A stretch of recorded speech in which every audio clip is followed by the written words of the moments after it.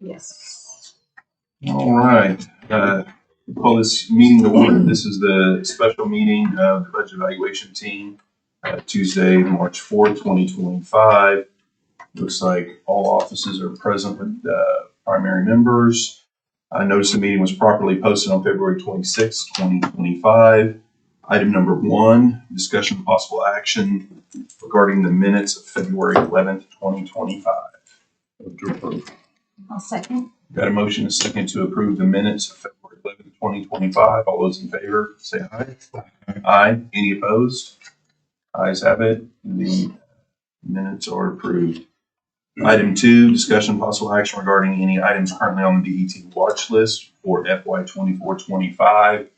Is there anything that anybody wanted to discuss on these items?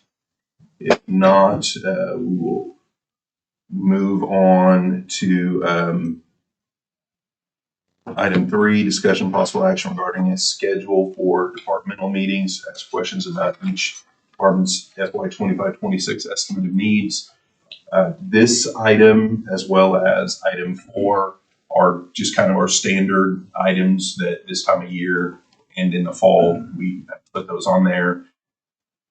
Don't have to have any discussions, but want to make sure that those items are there in case we do want to have a discussion when we're in the meeting about it.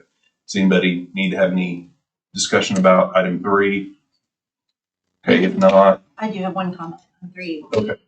I mean, we can clearly wait till a regular meeting. We'll just have to keep the dates of April 8th and have a recommendation by May 15th in mind. So we don't have to schedule those yet. Okay. Okay. Item 4, discussion possible action regarding policies, procedures, and processes related to FY 25-26 budget reviews and recommendations. Anything? Seeing nothing. Go Oh, ahead. did you have something? We can do it later. Okay. No action on 4. At this time, we can always revisit it if conversation on other items would warrant us coming back to either one of those 2 items. Item 5, discussion possible action regarding court services funds, MOUs, and guidance related to completing the estimate of needs. This is the agenda item precipitated our meeting today. Jason, I'm sorry, about 1:30 in the morning, I saw that you called me yesterday. Sorry about that. I figured I wouldn't call you. Well, Your thanks phone for was not calling me silent. back then. So the phone was silent. I had a meeting and I put my phone on silent and then I was, anyway, I apologize. I apologize. But anyway, this, no, I thought you might have wanted to know why we were scheduling this and I just said why we were and I didn't return your call yesterday and I apologize. But this is the agenda item why we scheduled this meeting. We got some other agenda items on here as well, but this was what kind of led to this meeting today. Paul, did you want to kind of lead the conversation on this? Well, Miranda was, but I like her hair, so. I'm not sure exactly. Well, it's a good thing we added these other agenda items. Something to do. Tell you the truth, I'm trying to remember exactly what Miranda was saying, other than the fact that we have Well, several different funds. yeah, that was the main thing. When you guys, Deal. you and Miranda had approached me about scheduling a special, you guys had said something about wanting to, that we had conversations about, combining funds and maybe making changes going into next fiscal year. We do the pretrial services program and you guys wanted to schedule a meeting. Her concern was consolidating those into one fund, that they're all coming out of one fund. Because she found it confusing that they were coming out of several different funds for different purposes. And it was all related to the GPS tank fund.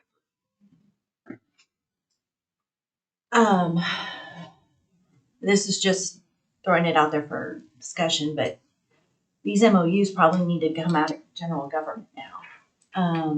We don't need to have a fund on our books just to fund contracts. So, I had always envisioned that starting July 1, there's not estimated needs for these three. 1260 is a special revenue. I know everything happened so fast this fiscal year, and she did collect some GPS fees that she's booked into 1260. But I think going forward, we fund these contracts out of general fund through general government. And then the fees that she's collecting don't amount to much. And then that would just come in as a general fund. Any idea how much is being collected? I thought I saw it. I did not look today. I apologize. There was a deposit of about 1,400 shortly after we made the break. But I can look and get you that. Christy, is there any, even though it's only $1,400, is there any provision at all where you collect service fees for general fund? Like, do you see what I'm saying? I mean, so like if we're billing the ones who are not indigent to get that money, Well, general fund collects all kinds of fees okay. on the statement of revenues. It'd just be under miscellaneous revenue. I mean, there's all kinds of fees that come into general. Well, I guess what I'm asking, what I didn't ask appropriately is that my assumption is, since this is a service fee that's generated here, I would assume it's restricted. I mean, or is that a bad assumption? Like, for example, if we collect 911 fees, I can't turn around and put it in the general fund legally. Like, can't put. But we have now outsourced that. So Okay. general fund, those fees are, I just took it like we would be subsidizing general fund, general fund's paying for the contract now. We're Okay. totally out of this. We're totally out of that business. Okay. We've contracted it out. We can look into that and I can get some more answers before. Yeah, I just made the assumption that there has to be a statutory allowance for us to charge a fee for something, and I just assumed that it would be restricted. But again, that's probably an assumption that may not be true. Community Service Fee Fund, Title 22, Section 991. Program established to provide an alternative to incarceration for nonviolent felony offenders. Fees are paid by individuals sentenced to perform community service by the courts. That's all it says on that 1260 that I have right now.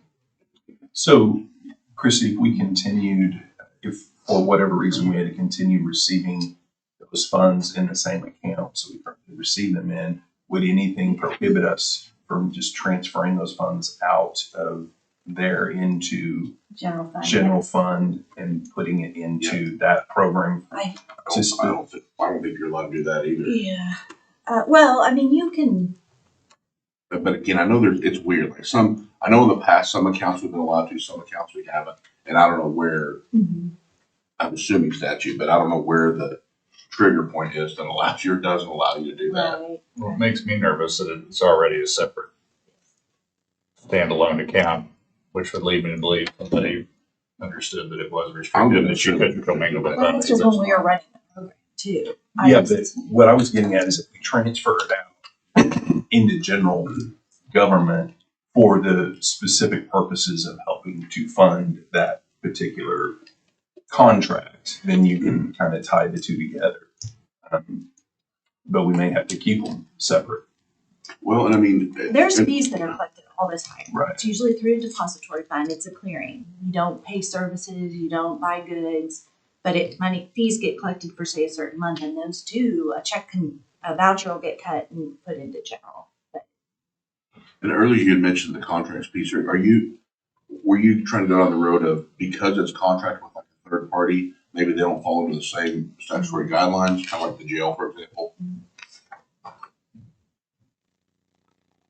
well, we've got Probably the thought.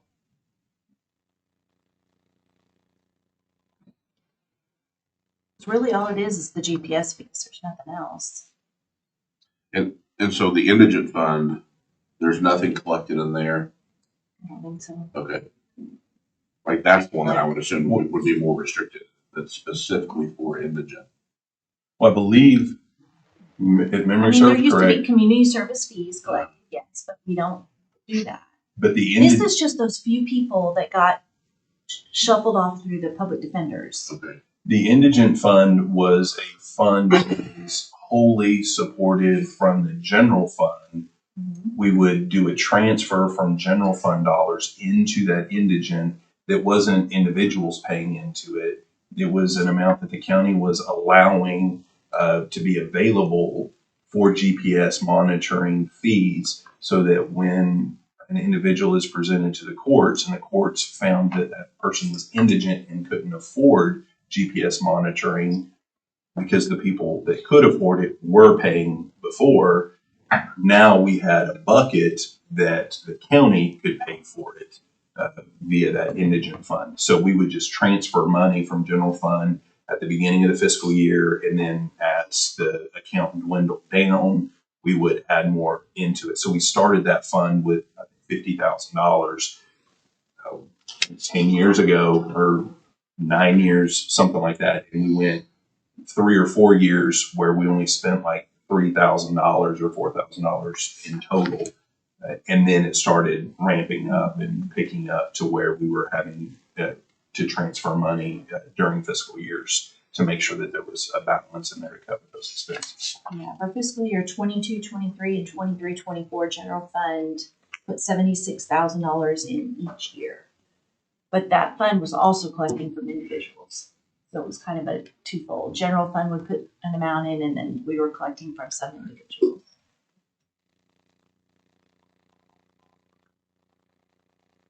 So are you saying to collect what service fees we do collect, which is They're minimal, very that minimal those go GPS. into general fund, and then the general fund will still Funds all, transfer to indigent fund as needed? No?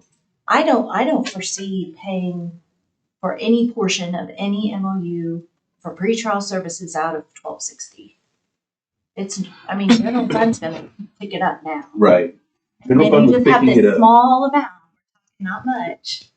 Well, but there's been conversation about saying, no, we need to try to figure out how to make this program self-sufficient.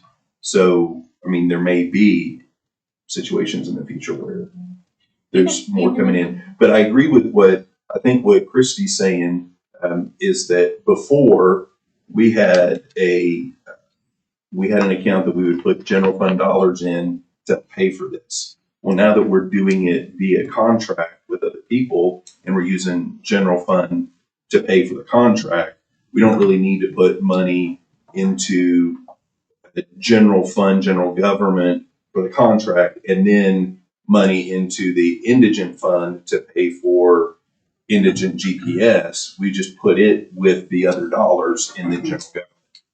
Right? Is that? Otherwise, going forward, you're gonna need to pay for one of the MOUs, and you've got money in two funds. You've got general fund dollars, and then you've got whatever this little amount sitting in 1260 is.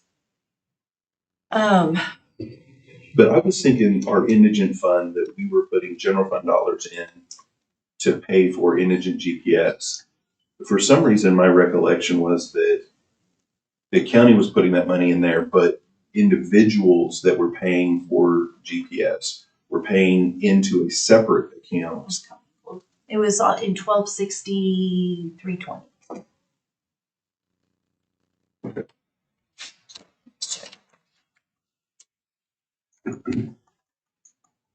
It may have been separated.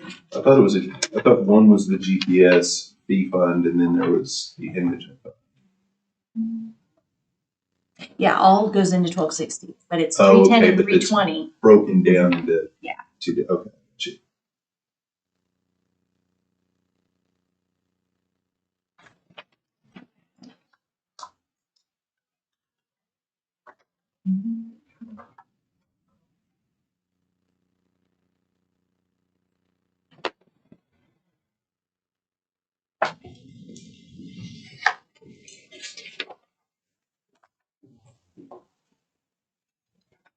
Yeah, the exact same money that comes from an individual and the amount when the general fund cuts a check, it's all using what's called the same miscellaneous receipt code. So it's all going into the same fund.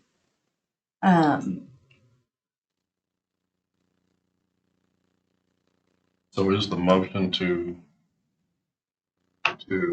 pay for the MOUs Well, I haven't really made a General motion. fund, well, pay for the general, the MOUs out of the general fund as well as collecting fees into that fund. I wasn't making a motion, I was just discussing. I was just trying to add to the conversation. I know.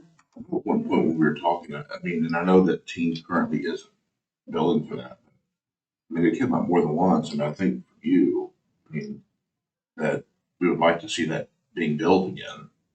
Is there no contemplation for that? I mean, We brought it up numerous times. because Brett run a pretty substantial amount of money, We do. I mean, to offset Mhm. a portion of that. I mean, 1 year is, the 2 years I looked at was 22, 23, and 23, 24. 1 year individuals brought in 47,000, another year 85,000. So, I mean, We're not seeing. I got the feeling that while they said they could, they weren't going to because it was, then it's all about getting that accreditation. Well, but I think that's all I know. county call. Yeah, I agree. We want to continue Mhm. down the road. But I think regardless, I would say that the contracts should go through general government. It's not a department anymore right now. And then really our only question is the small amount of GPS fees coming in, how do we want to handle it? So as far as Miranda, I mean, she won't prepare, I think she was needing some questions on the estimate of needs, so she won't prepare one. I guess 1260 is questionable. She definitely won't prepare one anymore for the court services general fund. No. It's just what we want to, how we want to handle 1260.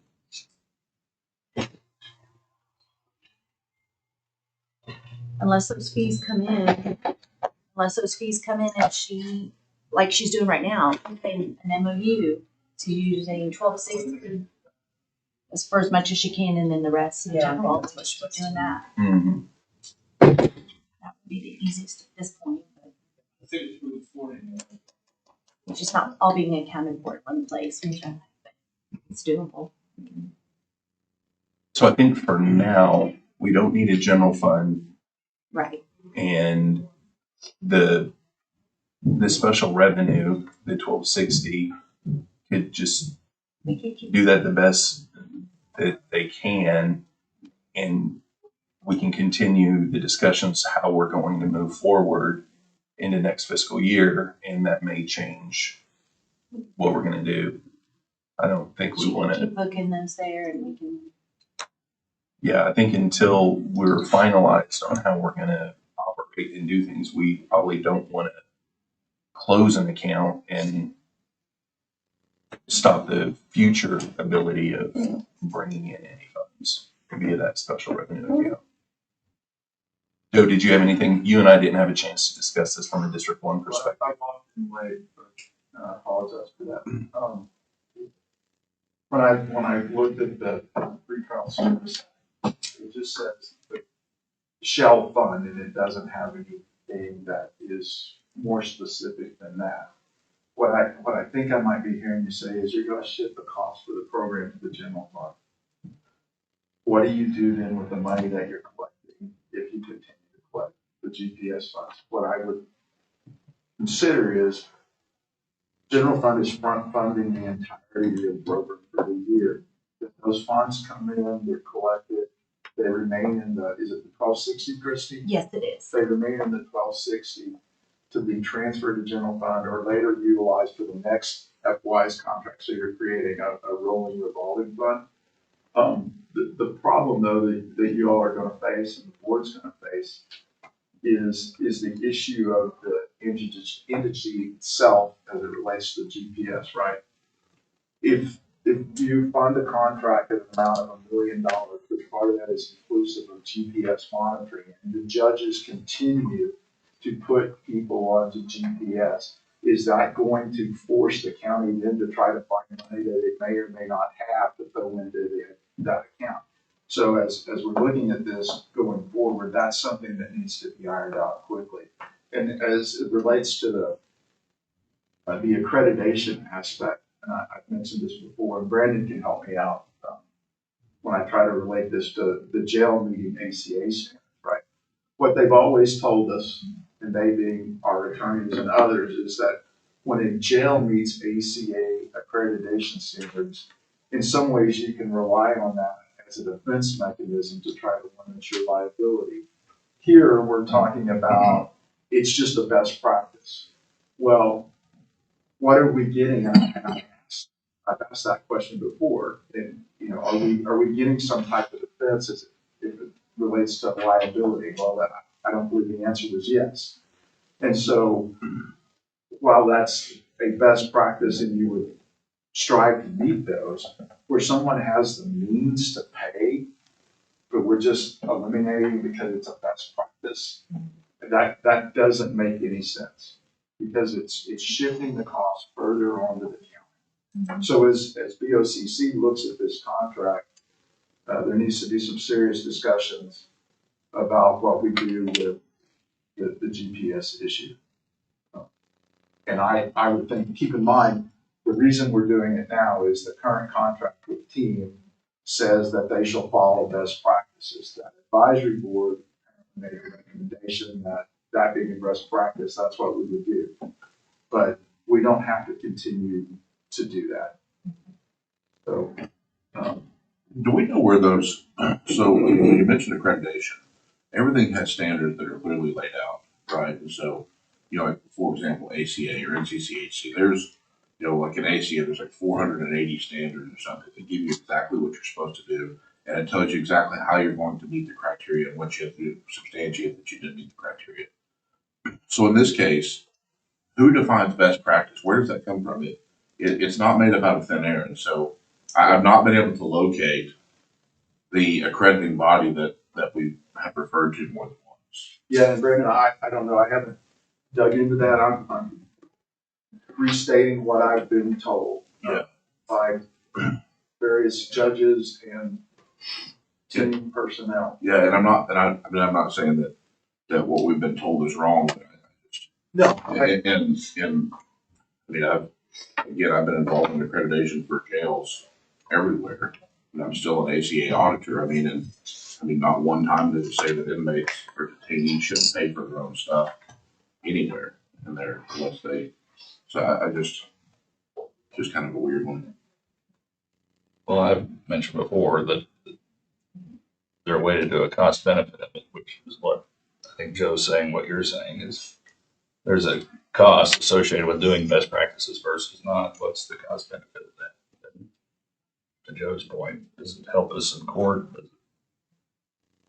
So I think, Joe, we had kind of discussed that a little bit about whether we could move those dollars from that special revenue account into the general fund at some point. And I think Christie's going to maybe take a look at that. And even if it's not to where we can't transfer the money directly over, we may be able to use it for capital related expenses or something akin to that's needed. I don't think it's and correct me if I'm wrong, but I don't think it's urgent that we solve and answer this question today, because however we decide to tackle the bigger issue, which is the funding side, how expensive it's gotten by funding it into multiple different MOUs, we were going to tackle that as we approached the fiscal year, the new fiscal year budget. So I think trying to solve this before we solve that may create problems for our final solution that we may not want to create yet. So I think this is a great thing to have in the back of our minds, but I think we need to figure out the game plan as it relates to the whole program and how we're going to continue that program before we start talking about the specific mechanisms of funding it.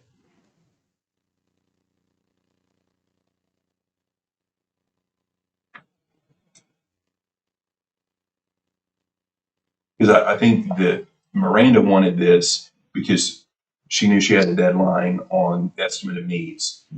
I agree with Christy. We don't need a general fund estimate of needs at this point because and we do need a dollar amount because that will be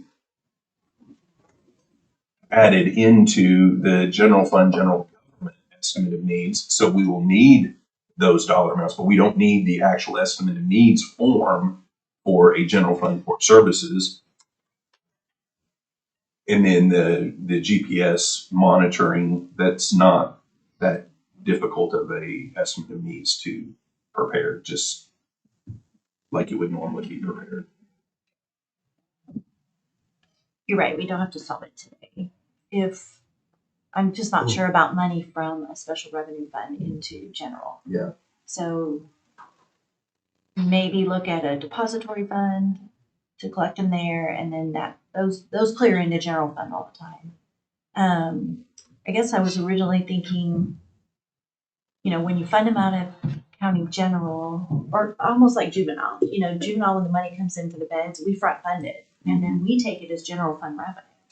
So I think that's an option. I don't want to say 100% without checking more, but Right. So yeah, you're right. We can revisit it.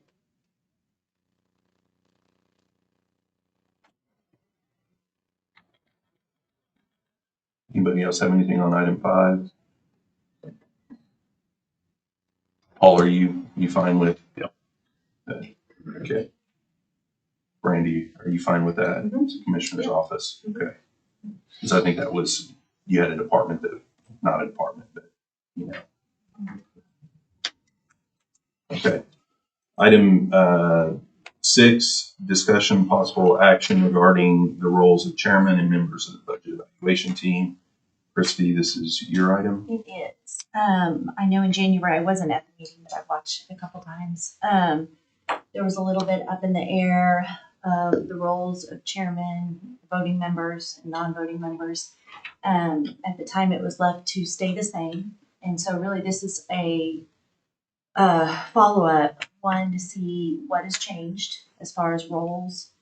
I know at the time Cody was comfortable at that meeting representing at the time because the agenda items he was able to address without a conflict. So I really just kind of wanted to bring it back up and really kind of solidify what we need to do going forward. So my first question is just Cody and your roles and what your elected official is okay with you doing. And before you answer, I mean, I would love to see, of course, him stay on as our chairman, but a non-voting member. If we make any changes today, clearly we don't have a D1 at the table until. Well, Actually, Joe I'm gonna will. switch with Cody. Oh, awesome. Yeah. Well, welcome. So that solves that. So then it would just be maybe taking a vote, and I don't mind making a motion to kind of get this, on the record. And then my other question after that would be, do we need to run this by budget board, the changes we made as we were a team or a committee or whatever that was made up by budget board? But with that, I'll make a motion that we have Cody Compton as our chairman, non-voting member, going forward. I want to speak. Cody and I have had a conversation about this. I don't think that's a wise decision for a number of reasons. And I realize the work that Cody's done, the organization that he's helped to bring to these meetings. However, I think that this group within itself has the people that are capable of doing that same thing and providing leadership as a chairman. And I don't think it's a good place for Cody to be. Now, ultimately, that's between Cody and his boss if this group approves that. But Cody knows I'm voting against this. I just don't think that it's a necessary step, and it could lead to some awkward positions for Cody. Whether they're actual or they're perceived. We all know how at times this place can operate. And inevitably, at some point, it will be, well, the sheriff has 2 members. Well, no, Cody doesn't vote. Well, the sheriff has 2 members. And for those reasons, I'm going to vote no. Now, come later on this year, there might be a different answer from District 1. But at this time, I don't think it's wise. I think the leadership skills are here. The knowledge is here within this group.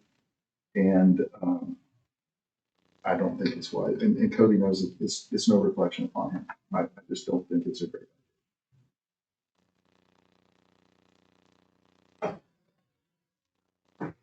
Well, I'm not You're withdrawing, chairing now, so I'm not withdrawing my motion, so we'll see. So let me just clarify your motion. Your motion is for Cody to remain chairman, but he's just a non-voting member. Facilitate meetings and move forward with those things. Setting the agenda. Okay, then. Do you want to speak on any of that based upon Joe's comments? Your personal situation?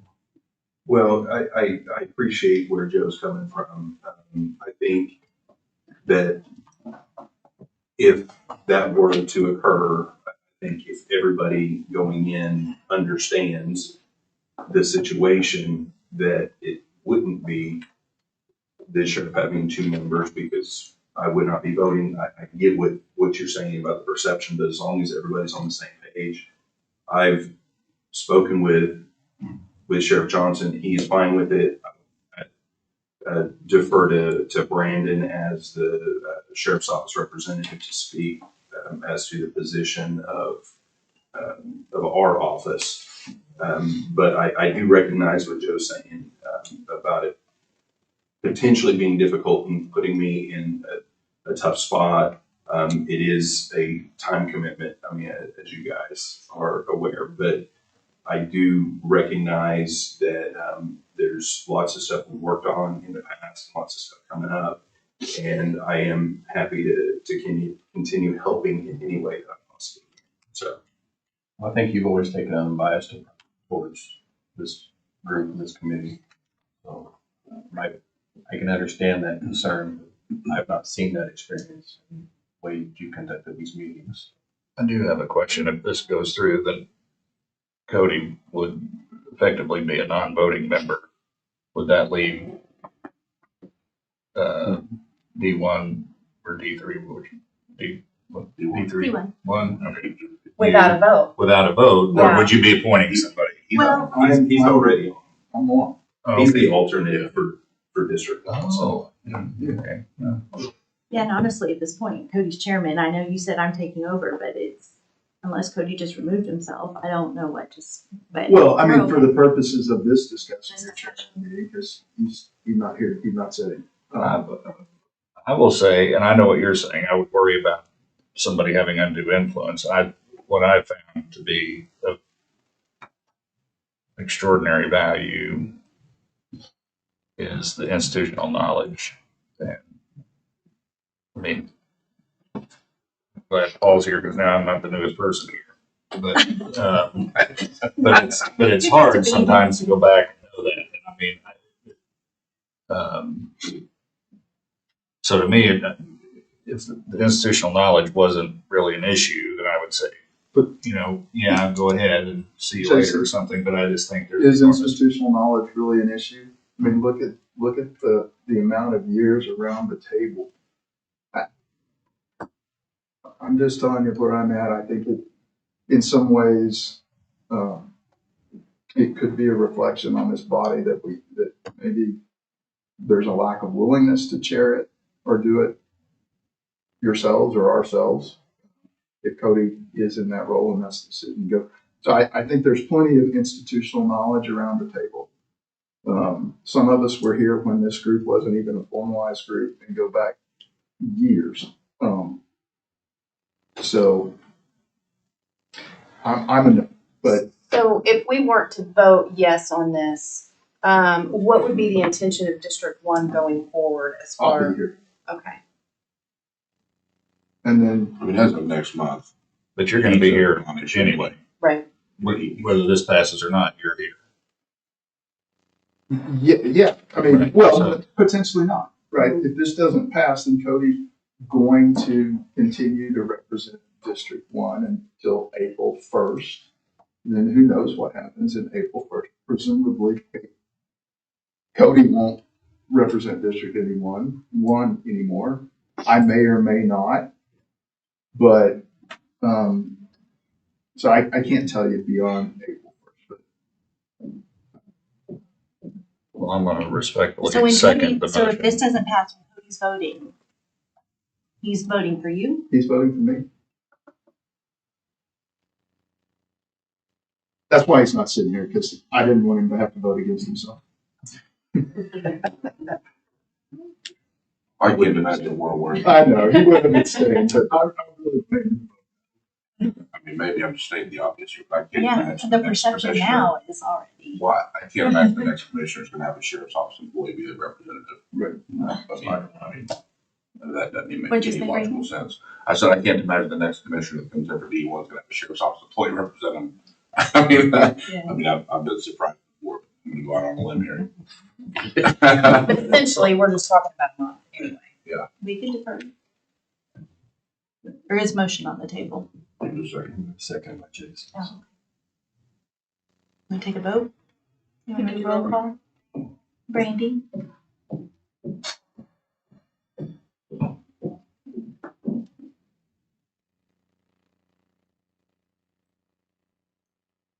We can always fire him next month.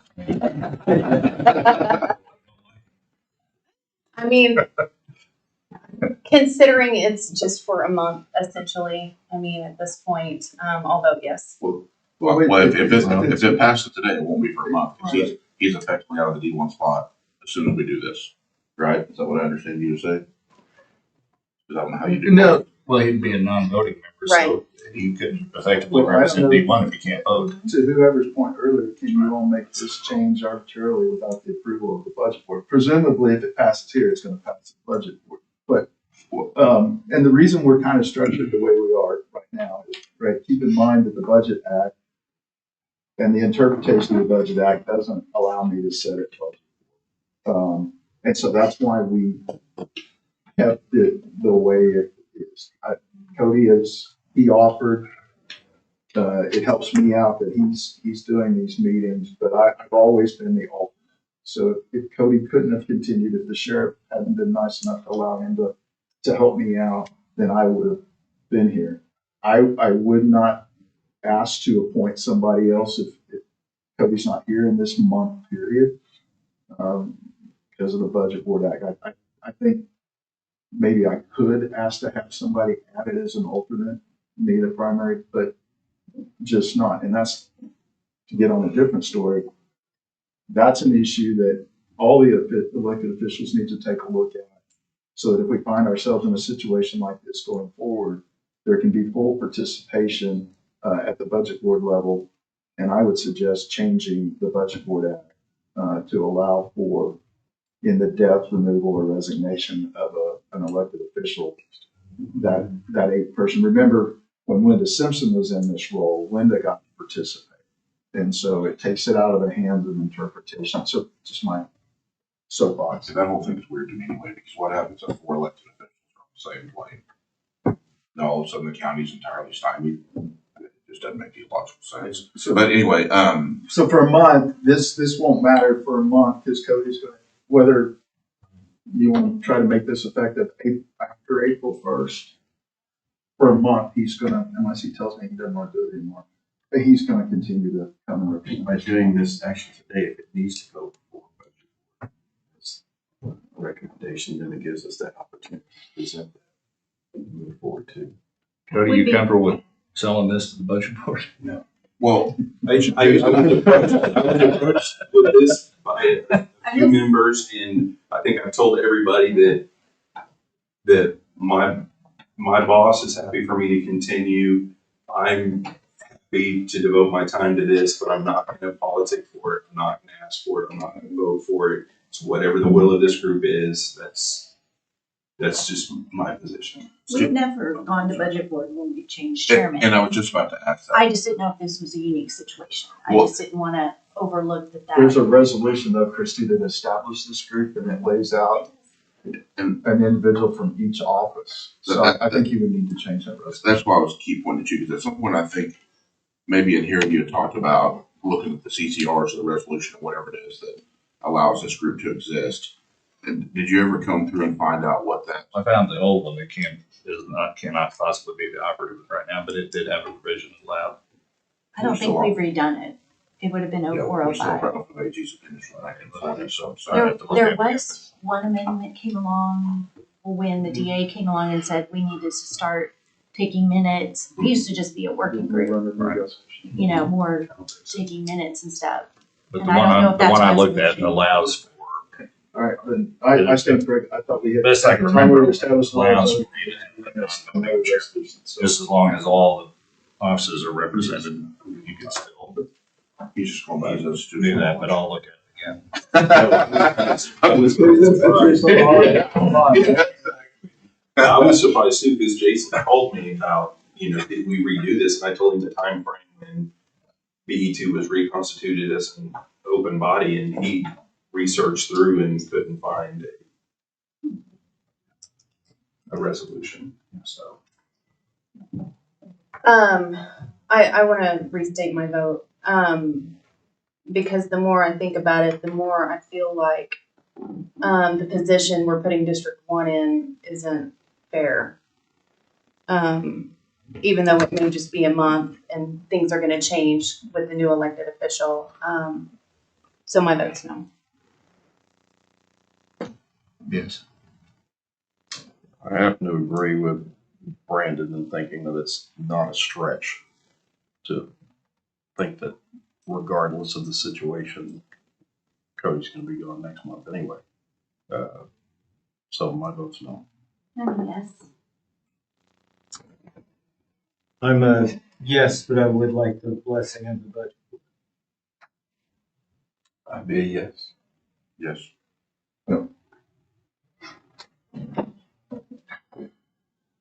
Just to confirm,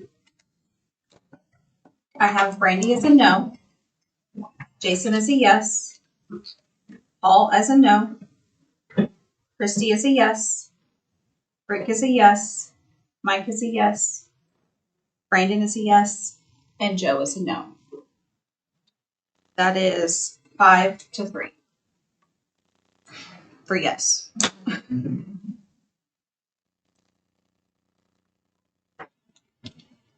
Cassie, would you like me to write up an agenda item for budget?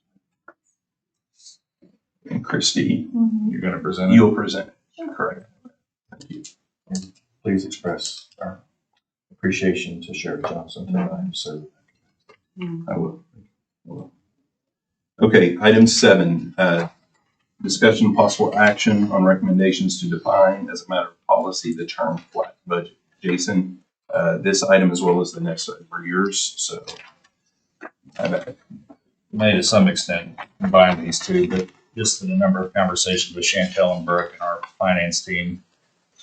I know we've talked about the budget we adopt July 1st is a flat budget. The estimate of needs has calculations that are somewhat problematic to say the least, taking into account transfers in the middle of the fiscal year on an arbitrary date. It creates a lot of work. It's not a clear picture of what's really happening. And it's also not a flat budget. It's like we're trying to do some kind of weird mix of a flat budget and some half-baked zero-based budgeting and looking at transfers when really a budget is not about that. So I'm just trying to see if it's not time to revisit the form the state auditor has, forms that kind of set a minimum standard for estimate of needs. I think it's, at least it appears to me that those forms are really designed for smaller counties, which have the biggest lobby at the Capitol. But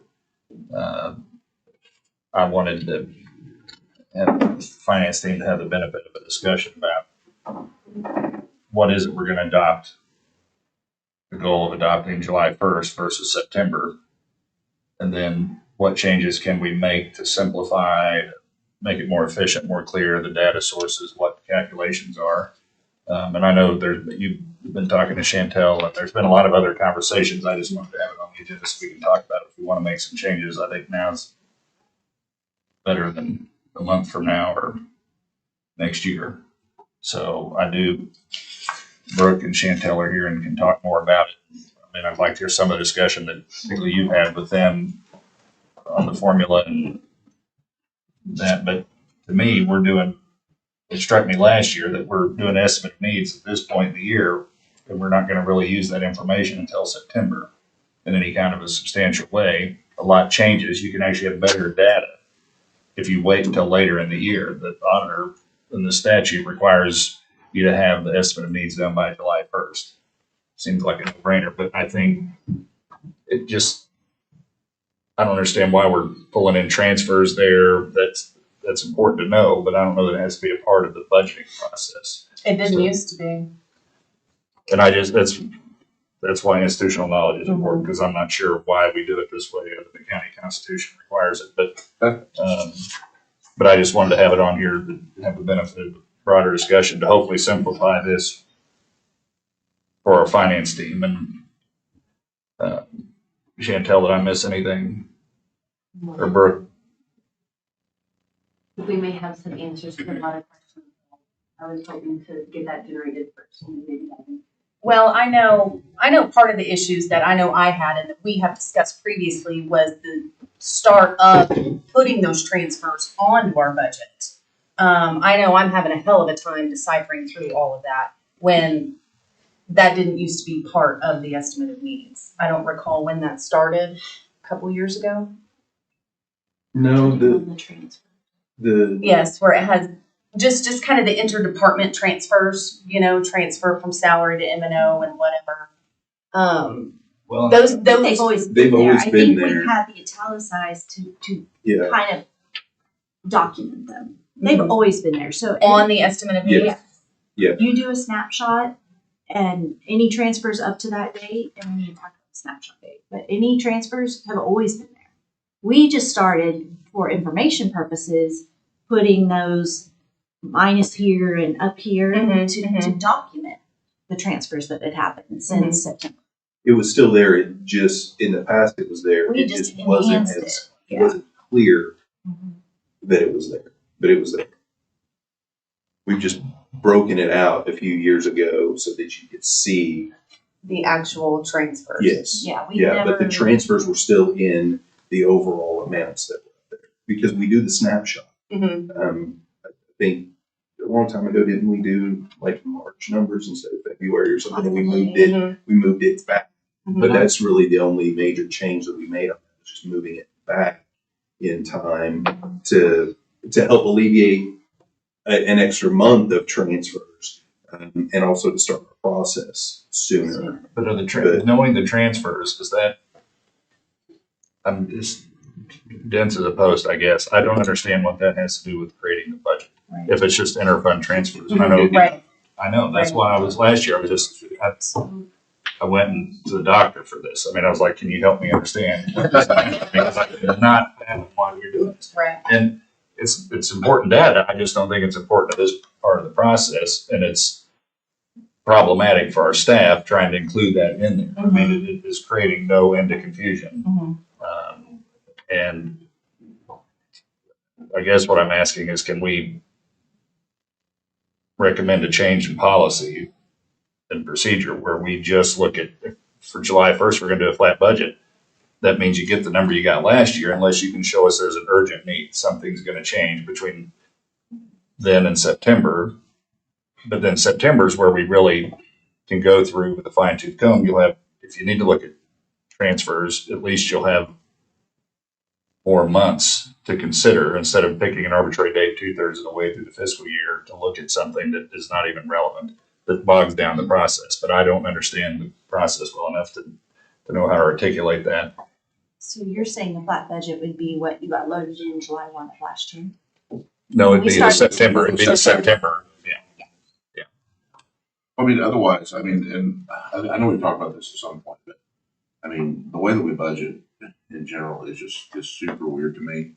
Because I mean, like, for example, the estimates of need are due before we even know how much money we've got. I mean, it's like we're building a house and the house is complete, and we go to the bank and we find out how much money they're gonna give us. It just doesn't make any sense. I mean, at least to me, I've just never been a part of something where you kind of back into the number.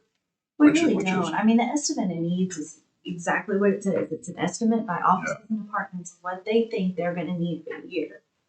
And And I, until we have that revenue number, that's when we come together and make a recommendation. I mean, there's gonna be departments and offices every year, even if we know the revenue number, those requests are gonna come in higher. I mean, it's just, and the July one is statutory yeah, to turn it in. Well, I But just mean our that- final budget really isn't until September. I'm making the assumption that I think that, I mean, after we do the estimates of need, I mean, does anybody on this group actually look at those papers again?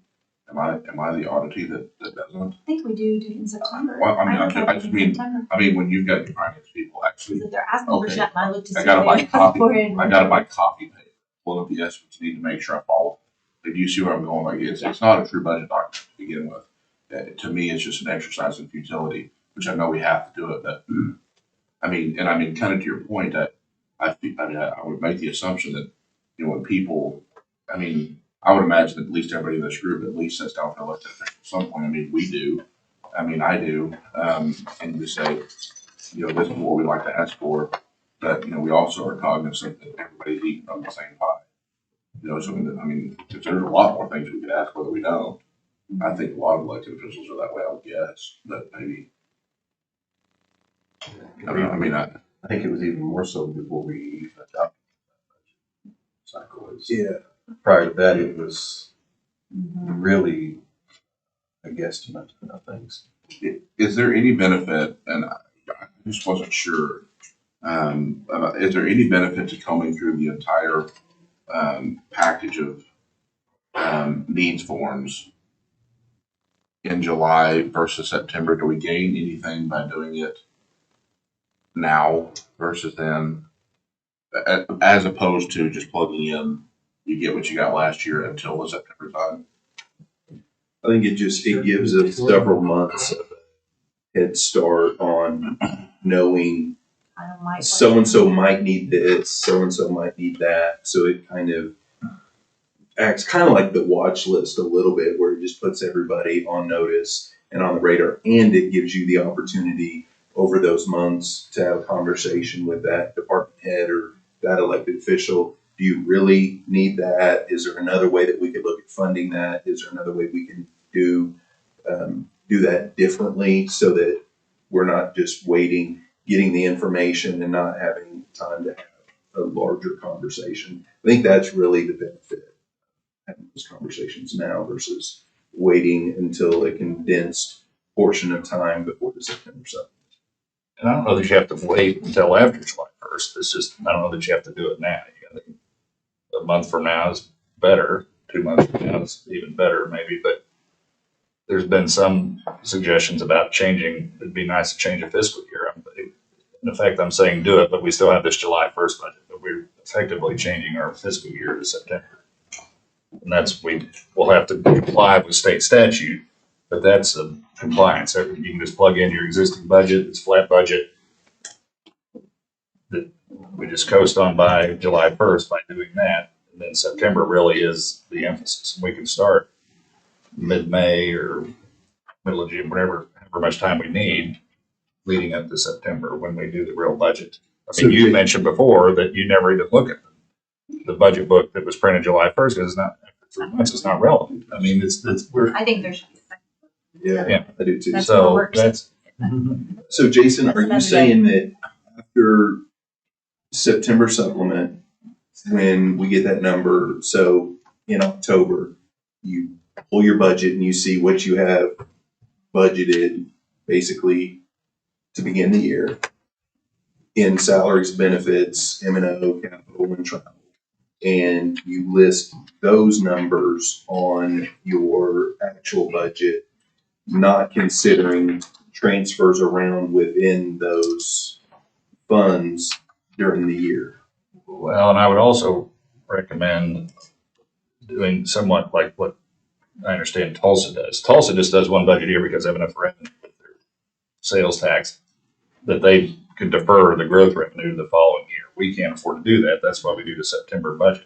But they only require approval of transfers in and out of salaries and benefits. It's not, as I understand it, maybe somebody else has better information. Everything else is just in a pot of money. They don't really worry about transfers from travel, M&O, or whatever. So I think, can we simplify this to some extent? Was there a problem we were solving by? I mean, I know you got to break it down into subcategories for reporting purposes, but I think during the course of the year, when you're just transferring money around for cash flow, I don't know that it, or your needs change a little bit, that you still have your overall budget number. If we need to say that of that total budget number for that department, this much is salary and benefits, fine. I don't know why we. Well, but part of it is as we go through the fiscal year, until we've collected enough revenue, we can't expend more than 90% of our budget. And the way the statute reads, it's 90% of each line item, your salaries, your benefits, travel, M&O, and capital, and not 90% of the overall budget for your particular general fund account. I think that's a change that we should probably look at doing, where the 90% applies to your overall budget and not to each of those line items, because then that would alleviate a lot of our problems. Because right now, when we're talking about transfers, a lot of the transfers that happen through the year are a result of the 90% rule, needing to move money from salary down into M&O because you got to encumber so much money in M&O for contracts. IT is a prime example of that. Emergency management as well, where they'll have to transfer money down just so they don't run afoul of the 90% rule in their M&O. And then when the 90% rule is lifted, then they'll transfer that money back from M&O up into salaries. But the budget board isn't telling them, hey, you need to transfer this money. They're coming to the budget board with transfer, correct? Usually the clerk's office would watch us and tell us Okay. in past years, but I mean, And everyone it's should not, be watching I their think own we can budget. still do that. I just don't know that it requires the vote, and it's something that we would track on this if it needs. But I do want Chantel and Brooke to kind of clean up anything I'm saying here, to run a little deeper, a little further on Well, it. Jason, the reason why I bring that up is we need to make sure that when we start the year on July 1, that you've got enough loaded in your salary, benefits, M&O, capital, and travel to meet your needs. So it depends on during that fiscal year. Like right now, when we pull our numbers for the end of February and there's been transfers, there may be 90% transfers that we were just discussing. Those you wouldn't need to really, you wouldn't want to change next fiscal year based on those transfers because you want it the way it's going to wind up, right? But there could be situations to where you need more in your benefits account and you need less in your M&O, and that kind of transfer you would want going on in the future and not just for this one fiscal year. So I think it kind of depends on what the purpose of that transfer during the fiscal year was. And we would want to make sure that we're capturing that for the next year. Jason, your question here to define what the term flat budget means is, I mean, commensurate with that, are you looking to change potentially how we do the initial budget discussions, you know, like in the April month? Well, and I can't think of a specific conversation, but there's a number of them that are bouncing around in my head right now where it's like, well, we do a flat budget. So we use the same number. Well, kind of. I mean, can we please articulate exactly what it is we're doing July 1st and how that's precisely different than what we're doing in September? So you're saying where we call it a flat budget, but yet there's actually changes to the budget that otherwise. There could be. I mean, you could just continue that flat amount, which is what the flat budget means when I looked it up on the internet, so I know it's right. But and you just coast on to September with that number, then you make the big adjustments in September. You're effectively pushing your fiscal year back. You're doing the compliance exercise for July 1st, but really everybody's focus is on September. I just want to be clear though, when the number that you're inputting for your flat budget number, you're talking about the September Yes. supplement. Right. Well, in September supplement, there could be situations to where we gave one-time funds, maybe for capital or something like that. And if we do a flat and we give that starting July 1, we can't just take that back in September from that elected official that we've already given that money to. So That kind of happens regardless if we use September or February.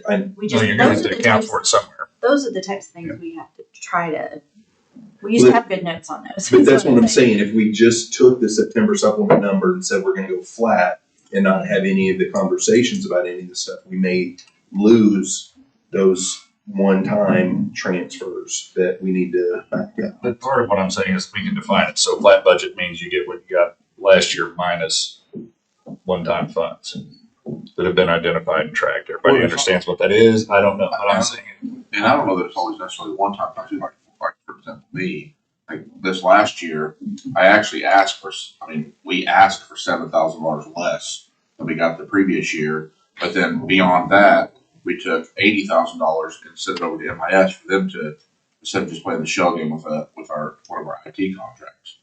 So I mean, in that case, it wasn't one-time money, and we actually asked for less. So it's kind of a weird. So I don't And know. I'm thinking I'm only saying that so you can right. hold in your definition.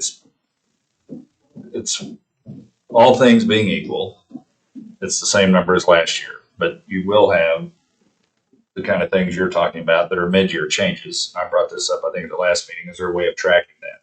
And I'm thinking where you keep another watch list of what are those transfers mid-year that really change people's base There's budget. 10 of them. And You it happens seem since chomping at the bit. September. Just And I don't know if it's germane, but there are some wild numbers that come up after July 1st. Our insurance policies are a good example. We suffered a 20% increase that really wasn't identified until after the fiscal year began.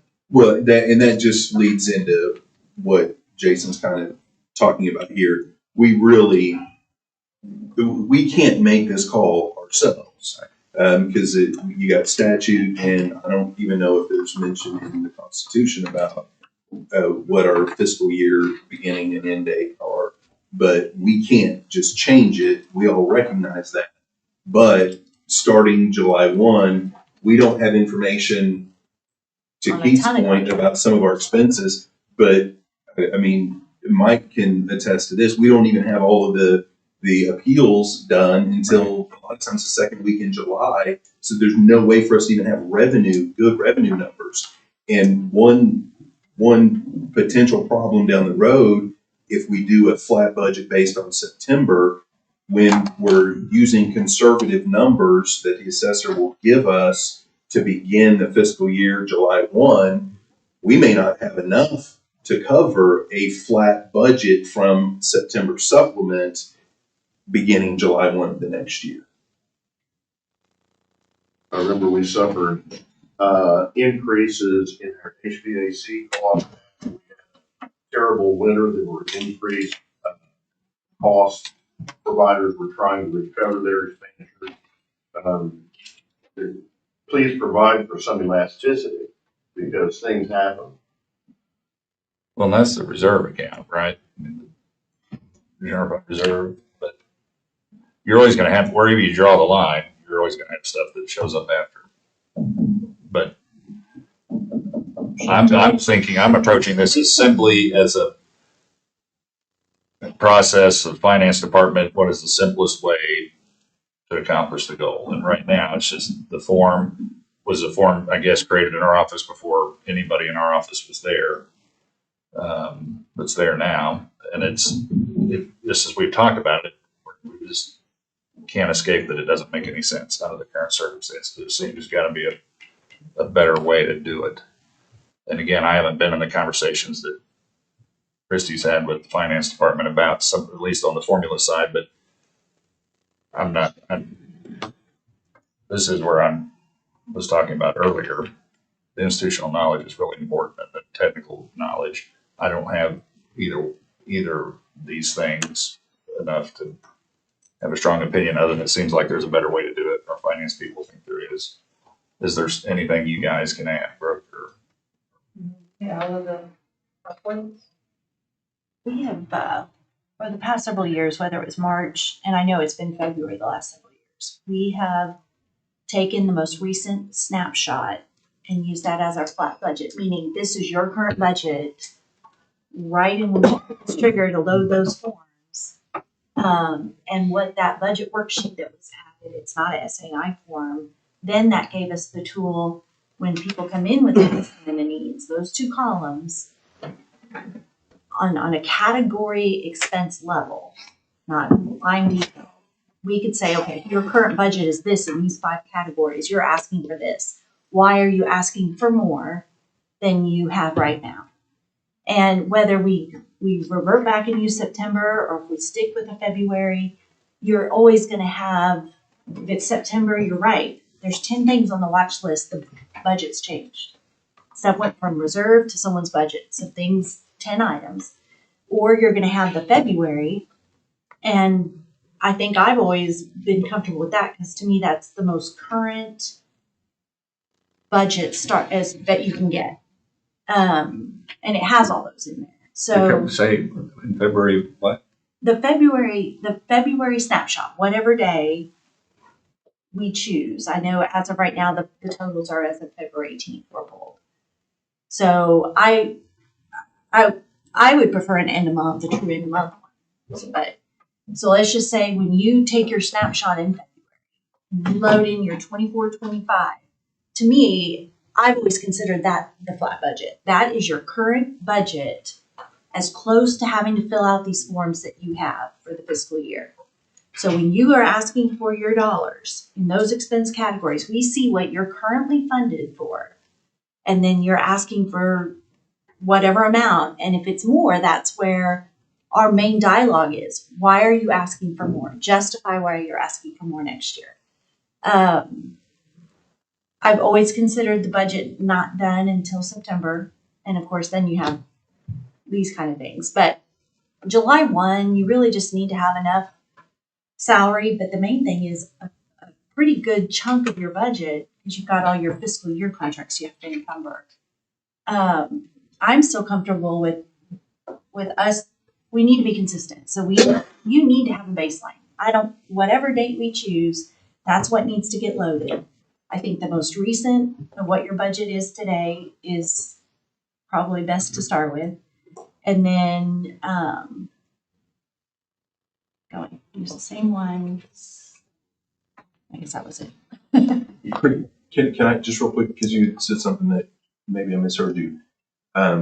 You said something about end of month would be better. Well, did some folks, I didn't get the estimate of needs this year because there's other people at the sheriff's office.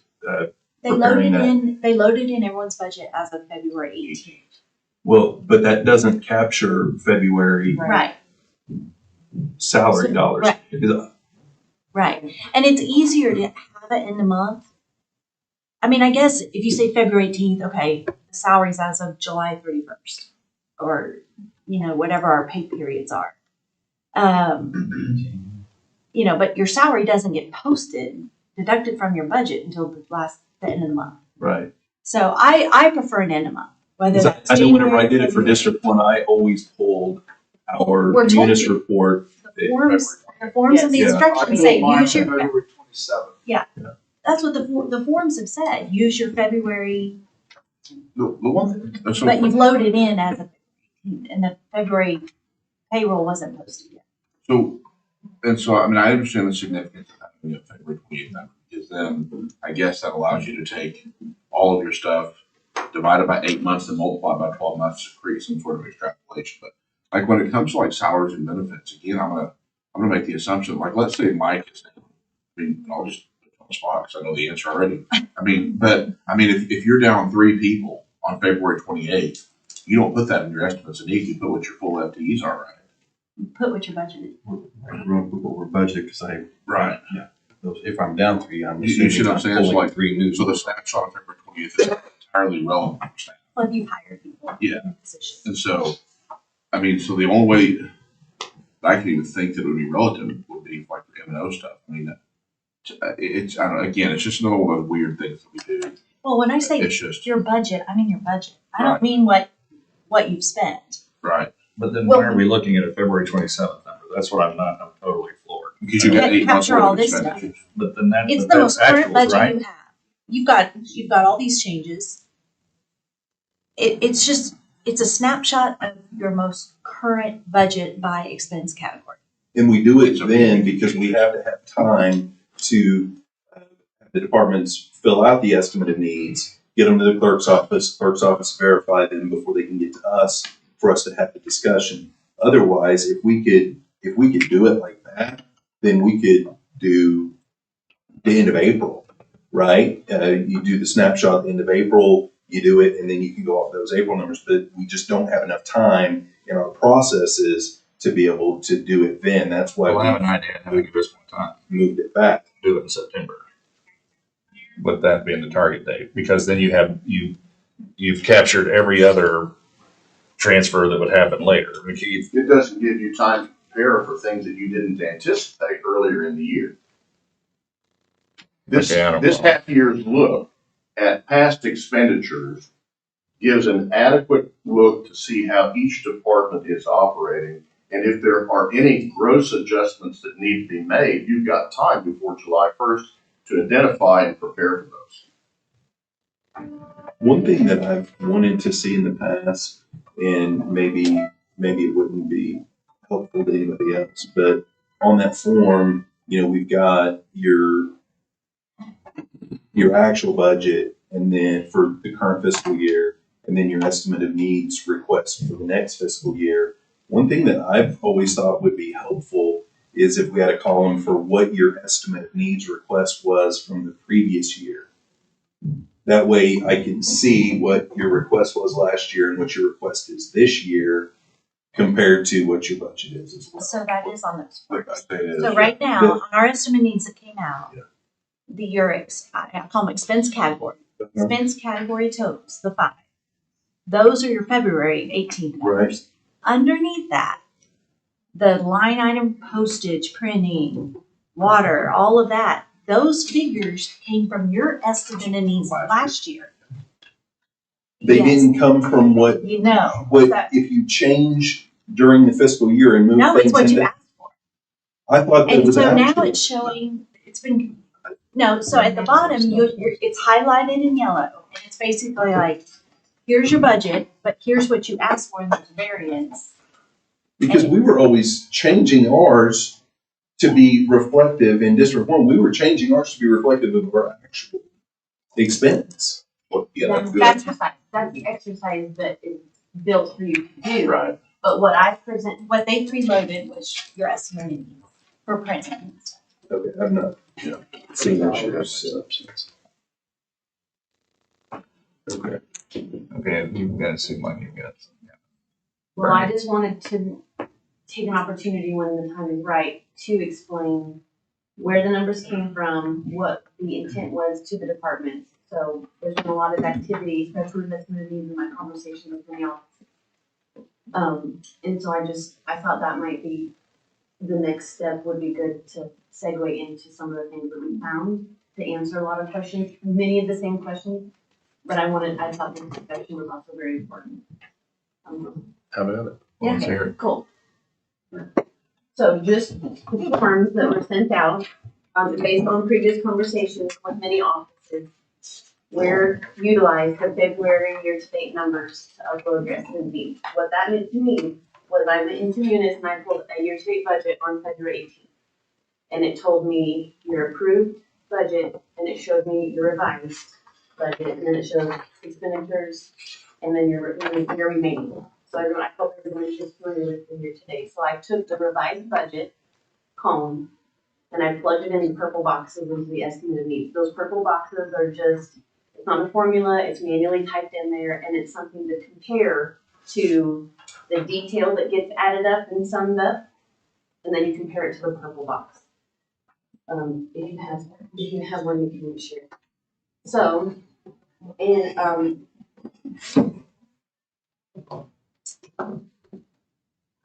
That way we can kind of illustrate a little bit. Right to the very last box. Looks like. And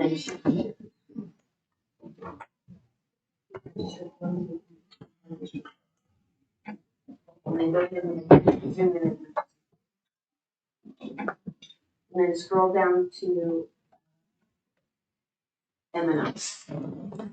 This is District 1's budget. I did ask permission to use it as a reference, but go down to the bottom line.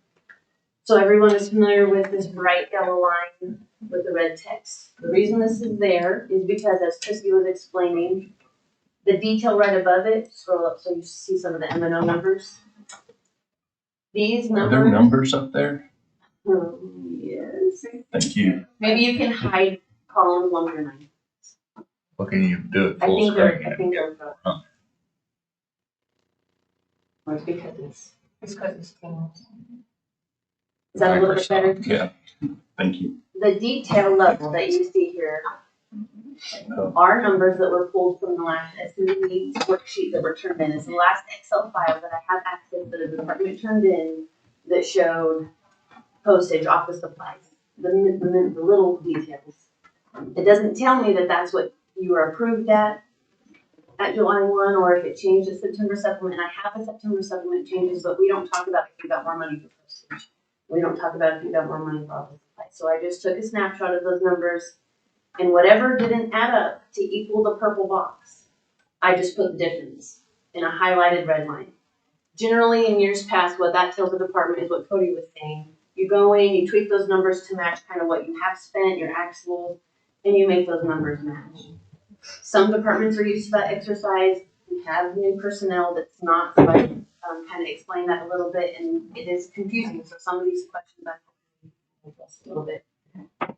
I do have questions from a couple departments that say, well, why don't you know those numbers?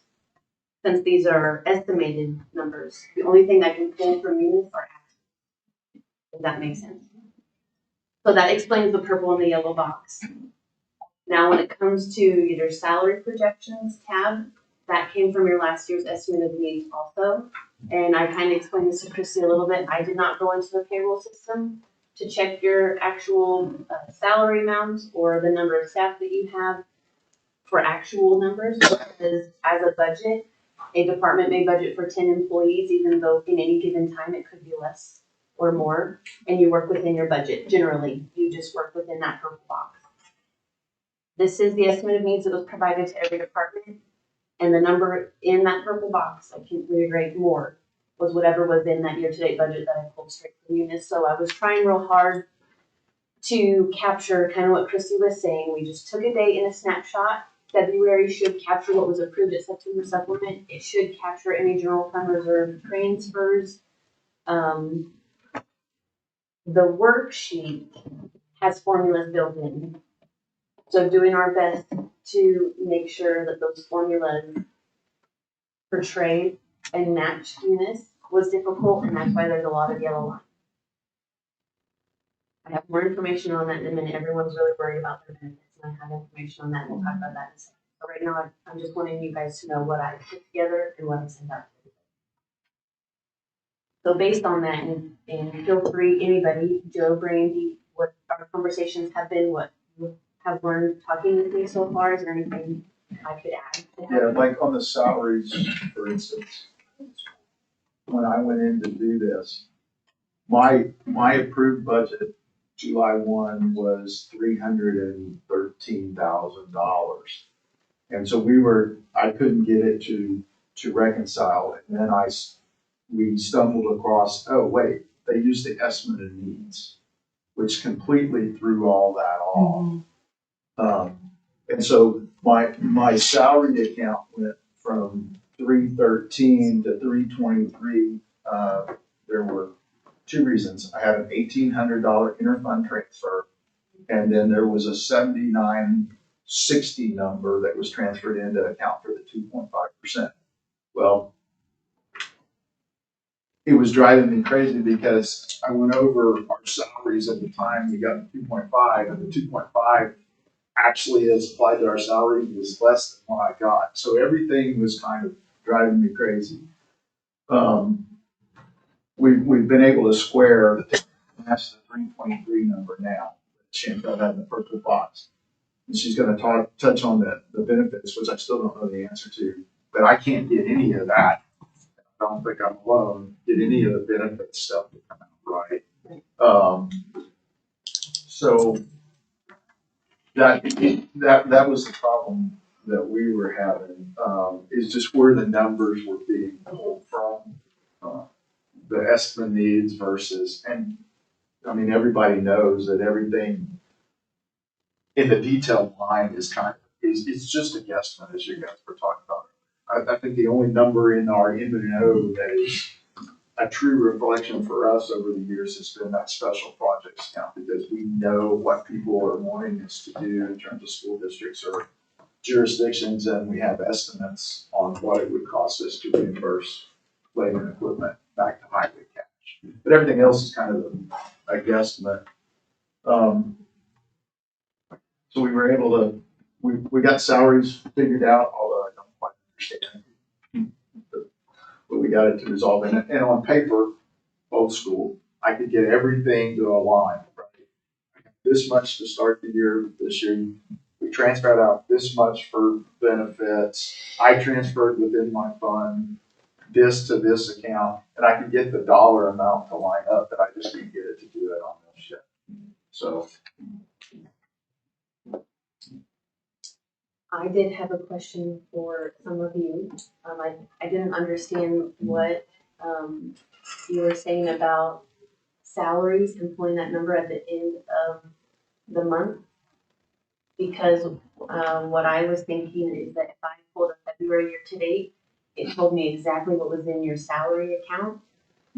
So I put your number in the box. And what makes up that number, I'll be honest with you, I just figured you guys would know, and you knew what you pay people and how you budget their salaries, and you could plug them in, and not knowing or assuming it could cause a conflict with where the numbers came from. Yeah, that's what I was talking about earlier. Yeah. Because that's if what you you're pay saying. somebody $50, you pay somebody else $100 throughout the year, and if that changes, I think that you have the ability to massage those numbers to come to that bottom number, if that makes sense, because that's your discretion throughout the year regardless. And I don't know if that's the right way to think, but that's what those details have always meant to me as a financial officer. But as a reviewer, maybe that's a little bit different. Yeah, You you're guys look at right. Because somebody, that February 18th, your budget. regardless if you hired 5 new people or let go 5 people, it's still the same number that's in the bank account. Forgive me for using that term, but that's kind of where I was thinking. So when Joe and I were working through this, I learned so much to know where he was coming from as a manager, as and then using this as his record. And I realized that the numbers that were put in there were maybe for some not helpful, some it didn't affect. And so I'm trying to figure out, using this worksheet, what was best, because I'll tell you right now, not one person is happy, and not one person has found it to be helpful. And we've been doing this for a really long time. So I just wanted to find some sort of common denominator of good. And benefits is a whole other beast. We can still talk about that in 2 seconds. But the salary projections was curious because I could track whose transfers in, I could track the merit, but it still is crazy. And if you go back to the projection tab, based off of the number in February and the numbers he has, there's still a 5,374 number that we needed to put in there in order to equal and match. I think, like, kind of to your point, this is kind of what I was getting at earlier. I mean, at least for me, I mean, like, especially as it relates to salary projection, that's why I picked that out specifically. Like a group like D1 who has 4 employees out of general fund, it's pretty easy. The chances are those, I mean, oddly enough, this year it wasn't the same people, but generally it's the exact same people. But a group like us who has 171, court clerk who has 122, those positions are perpetually changing. I mean, it's not uncommon. So, I mean, taking a snapshot in February, that's what I was saying earlier, it's just, that's just useless for us. I mean, I get we're trying to get to a common ground, but for areas that have a ton of turnover, or even a little bit of turnover, But again, what I just realized, that February snapshot is your budget, Exactly, not what you actually paid. right, So you have what was loaded July 1, right, Mhm. and you have the change in September, right. and then you have, like, we did the merit in September. I mean, that should be, your budget changes on the salary level, and then it'd be any transfers that you should know about. Right, but then you got payouts, you've got all those other things, that's what I'm saying, taking a snapshot of that. No, is just that's your budget though, not what you paid out. Mm. Yeah, She's talking revenue side, not expenditure side. Yeah, I'm talking about for the purposes of loading a snapshot. You got your budget as of February 18th, your budget, not what you've spent or paid out. And that should be pretty easy to track on a salary level. It's not people who come and go. It's what got loaded in July 1, what got changed possibly in September. If you made transfers to your budget, like from no to salary or salary down to salary. And I mean, the merit thing was part of September, but they had to make it fresh. That number should be pretty easy on the full level. Right, well, I guess what I meant though is on one of the first sheets where, whatever that, I think it's the revenue page or whatever, or, one of the first pages, it's asking you to take that February 28th snapshot essentially, divide that by 8, and multiply by 12, so you know Right. what like how much you're gonna have left and all that stuff. Right. And then it doesn't match You're talking what's on about the other page. the encumbrances and Yes. like Right. full Yes. reserves and all So that. then you've got two areas that don't match, I guess is what I was. I got So like That's Joe, why I like how waited. Joe was saying, you can't tie the numbers back to each other. Yeah, like right Yeah. there, so like, Yeah. basically there, the instructions tell me to take that number divided by 8, multiply by 12. Right, Since we're taking an 8-month category. And but you so- need to capture that 8th month. So I guess, and I guess that's what I was kind of saying earlier. It's hard to put my thoughts together in here. But I mean, like, so in like, for me, like, I always want to try to make a budget that actually reflects what we actually spent. And it just doesn't Mhm. because of so many, like you said, transfers and all the stuff that just happens throughout the year, or the surprise stuff like Keith talked about. So I don't know, that's where, that's why I say it was an exercise of futility, and I wasn't downplaying the role here. I just meant that we're turning papers that if you took a forensic auditor and they comb through these things, this are a private business, they would say, this is an absolute mess. You know, so it's really the reserve column. Your appropriations by excise board is your current right, budget, your revised. Correct. As of February 18th. Warrants issued are through what date? Warrants February, issued will be through your February. February February 8th. 27th. So those are easy. So the reserves, then I see what you're saying. Yeah, so They it just, say take it, divide by 8, just exactly, so when you take those numbers, it just doesn't jive back to what your request worksheet would be, just because it can't. I mean, because there's, again, unless you have exactly the same staff the entire year, specifically for that column. See, but this is what I still do not understand. The budget is not your actuals, It's correct? not. That's why there's always a budget versus actuals. Right. When you talk about what your actual employee count and salary is for those employees, that's an actual thing. That's not a budget thing. Right, but what I'm saying though, so for example. So why are we worrying about that in preparing the budget? Well, because, the way that I understand this to be would be the best determination of what we're doing tomorrow is what we did today. And so if we're taking a snapshot of how much we spent today, so like, for example, in February, let's say we take the snapshot at the end of the month, February 28th, and we take that number again, we divide it by 8 months of past true data, we multiply that times 12 because that's what gets our fourth quarter projection. That number is going to be higher than my actual budget is that I'm going to put in for my salaries for the next year. Do you see what I'm saying? So if I'm using that snapshot and doing that arithmetic extrapolation to take my 8 months back and then multiply by 12, that number is going to be higher because of things like transfer, because of things like payouts, because of those other things. But I'm not going to put that on my budget request worksheet because that's not the actual people that I plan to have. Ideally for me, I'd love to just have the 171 and never change. But that's just not how it's going to be. You see what I'm saying? So, I mean, I get what you're asking, but I was just trying to find a way to make the numbers meet, and they just I don't. get what you're saying. So up there on the warrants issued and the reserves, I use the 8 months, the number divided by 8 times 4 Yeah. as a reference. I would Sure. write that number down, what my average is, and then I would go and look. For instance, in District 1, Joe and I, that's we where would you- always do May, June, in July as the 3 months that we were paid out highway cash.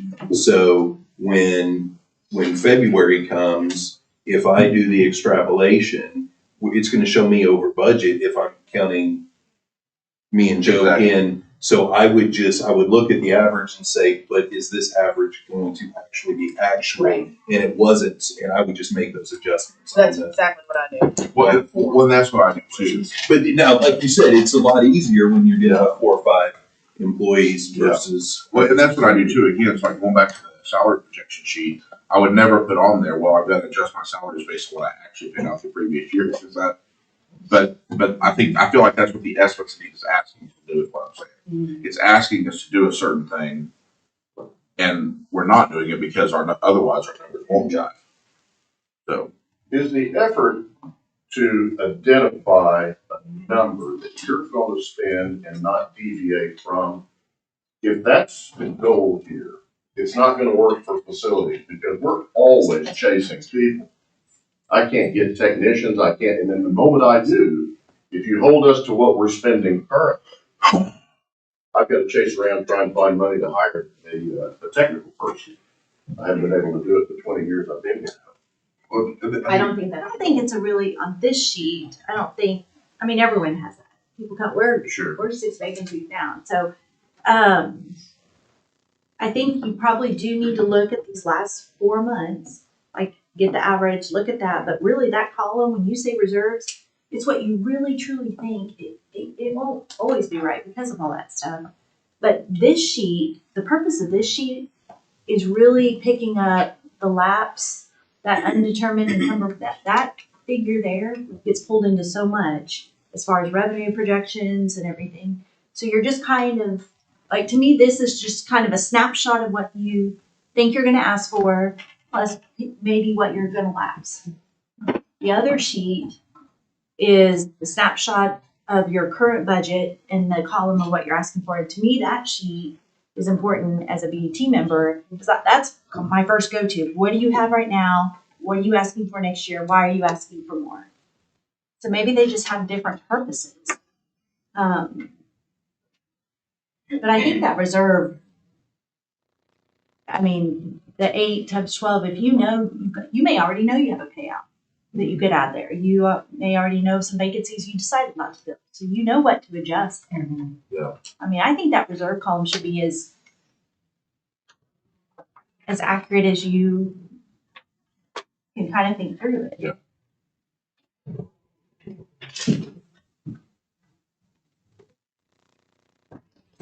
One thing to note, since I have legal attention, on a salary projection, when you put in your staff numbers, and you put in the staff numbers at the benefit calculation at the bottom, everybody's spreadsheet, to my knowledge, everybody's spreadsheet, we use new ones, were calculated at 12 months. For many departments, as I'm learning and meeting, not everybody is paid out of their general fund for that account for 12 months. So there's definitely a calculation there that could be off. And I know that I'm looking at you, Randy, because we definitely dug to try to find some things. That was one thing I needed to return back to you and say, it said times 12 and not the correct number that you needed. You probably already found that. So that is one thing, but that is not the answer to not the only answer to the benefit question. So I'm going to start talking about the benefits issues that we need to address. But also feel free to interject at any time if we come back to this. I do have a recommendation of maybe like what could work for now, moving forward, addressing transfers, kind of this discussion we're talking about. I mentioned it to some of you just for discussion. But on benefits, I would like, if you feel comfortable, for Brooke to explain it. I'll give you the high level and she can kind of get into detail. Look at my notes. So this relates to how the finance office addressed having a flat budget last year. They utilized, the flat budget came from the estimate of needs, starting with the estimate of needs last year, the 23-24 approved budget column in your last year's estimate of needs. When BET, recommended to keep a flat budget, those numbers came from somewhere to determine a flat budget. A lot of those numbers came from the 23-24 column, from the estimate of needs.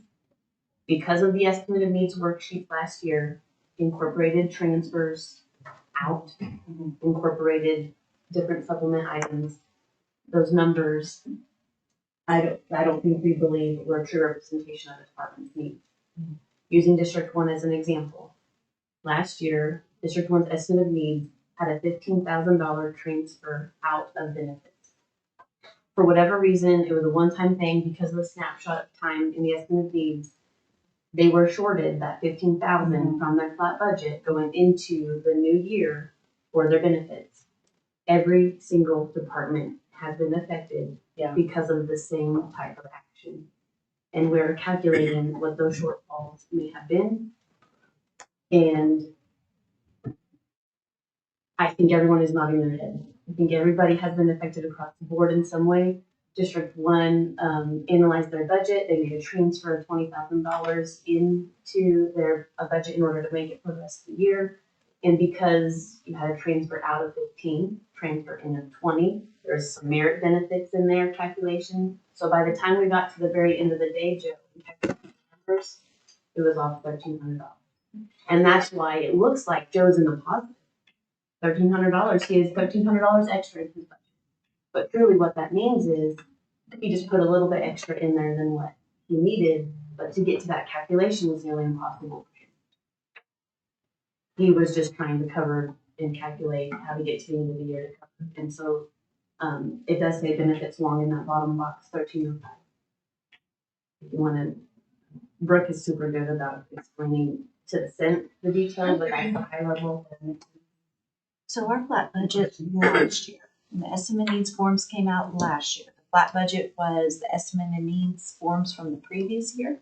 It was, the estimate of needs form has that previous year column and proposed column. So your flat budget was taken from that previous year column. Off of an estimate of needs form. Of the worksheet. So then not the approved budget after so. No. No, not even with That's why. Yeah, we're missing money too. Everybody is. That was my concern about the MIS. I thought we did. So where's the money? Yeah, where's the money? It's there. You went back here. I just want to make sure, I just want to make sure I was correct in thinking this was confusing. It's I was worried that. I thought we. No, Jason, this is like, what? Snapshot. It's easy. The budget is, it all generates the total, and that's how you come to your general fund reserve. So the conclusion is, where's the money would have been parked in general fund reserve because it wasn't properly calculated into the budget. It just landed kind of available. So now the department should be requesting to BET to pull from reserve to So, cover the budget, which is part of the initial flat budget. You gave a flat budget after request amount was initially approved. so everybody needs to go into their budget and see if they're gonna be short to finish the year. And they need to let us know if we need to put a watch list item on for a transfer from general fund reserve.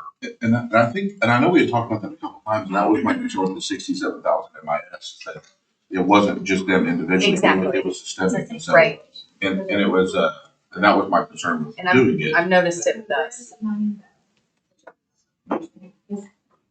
It's saying that we were appropriated that amount, but then in the revised budget, it's 65,000. Right. So in her question, I think to answer it, a lot of you already know this.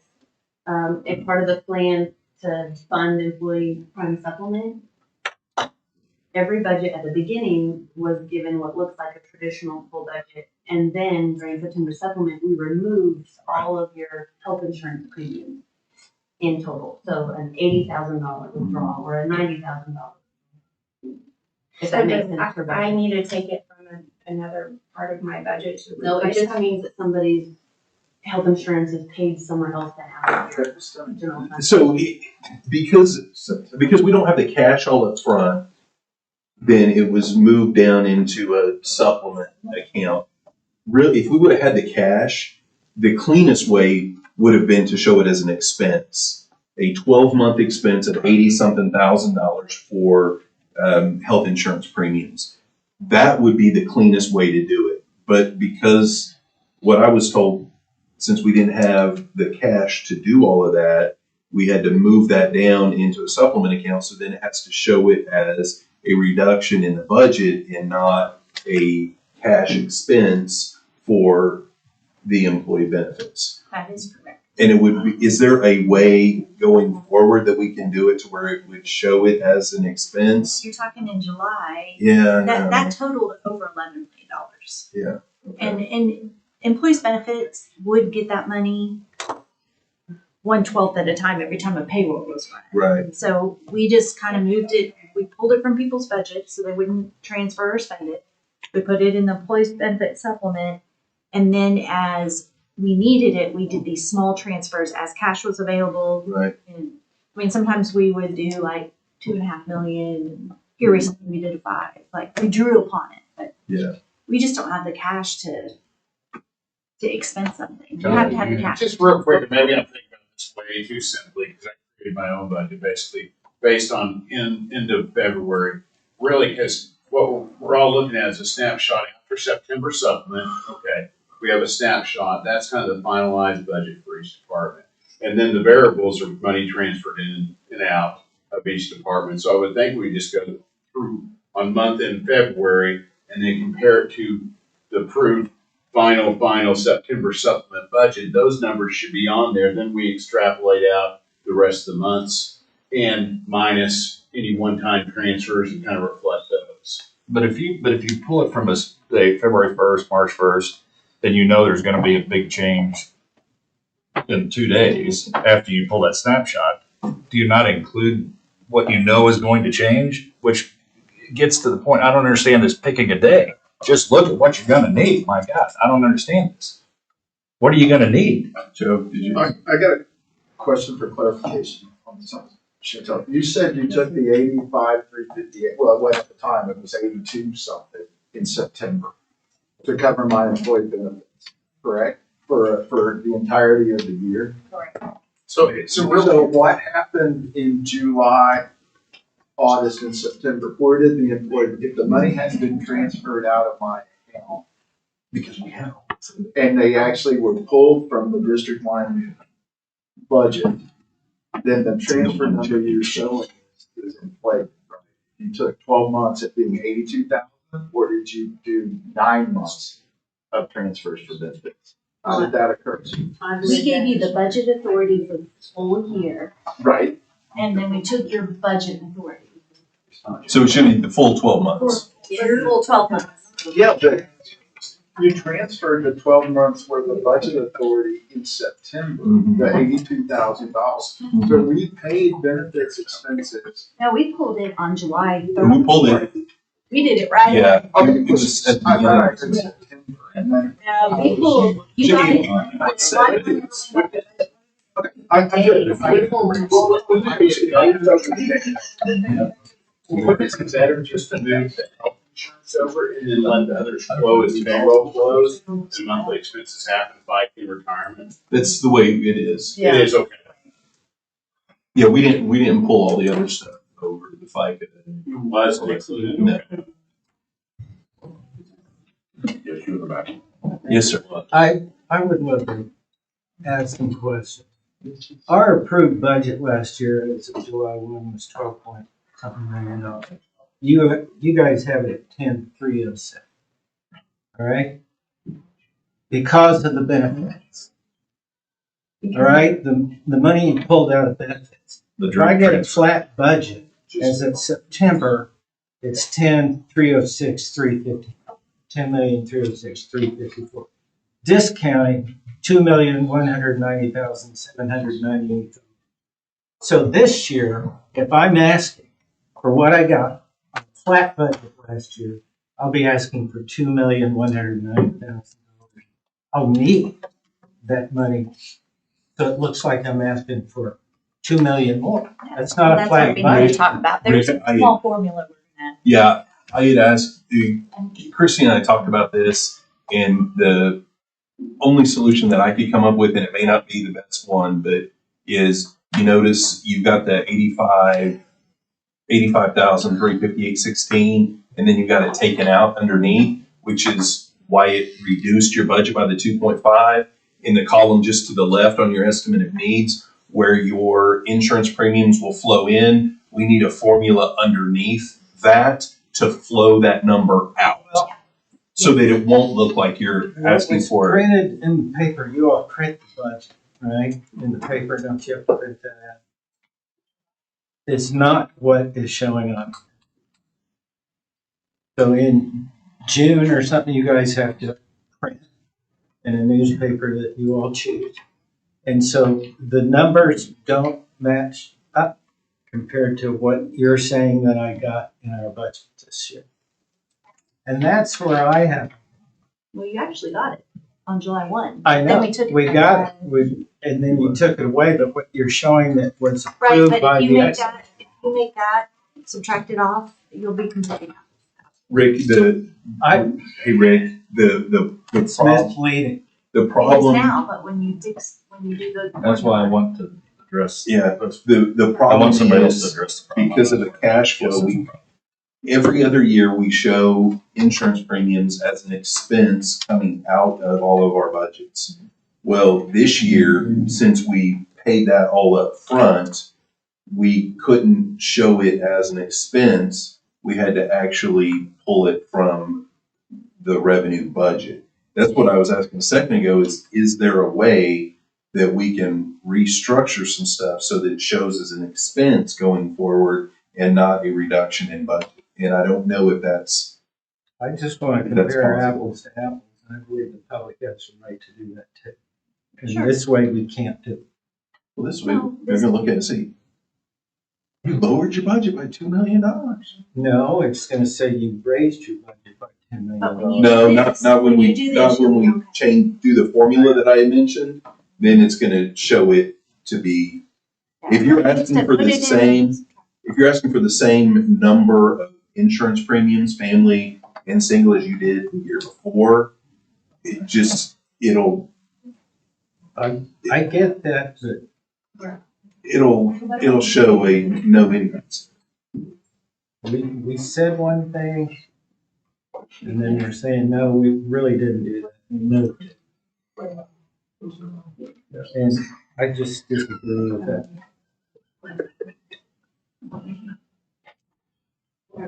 So are we adding that number in the column, or is that number gonna be provided? Yes. Well, your column C27 gets loaded from the salary projection. You will need to go into C29 and 28 and subtract it off. Almost like you're getting it, but I realize And I that usually respond back, do you want me to produce?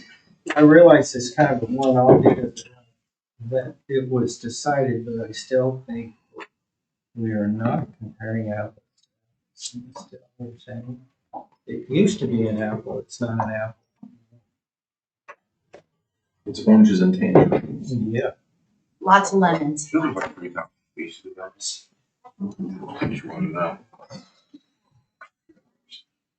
Yeah, just the change that we made last year to front fund employee benefits, this is just one of those things that's popping up now. Yeah. So I said we do need to figure out, is there a way to show it as an expense moving forward?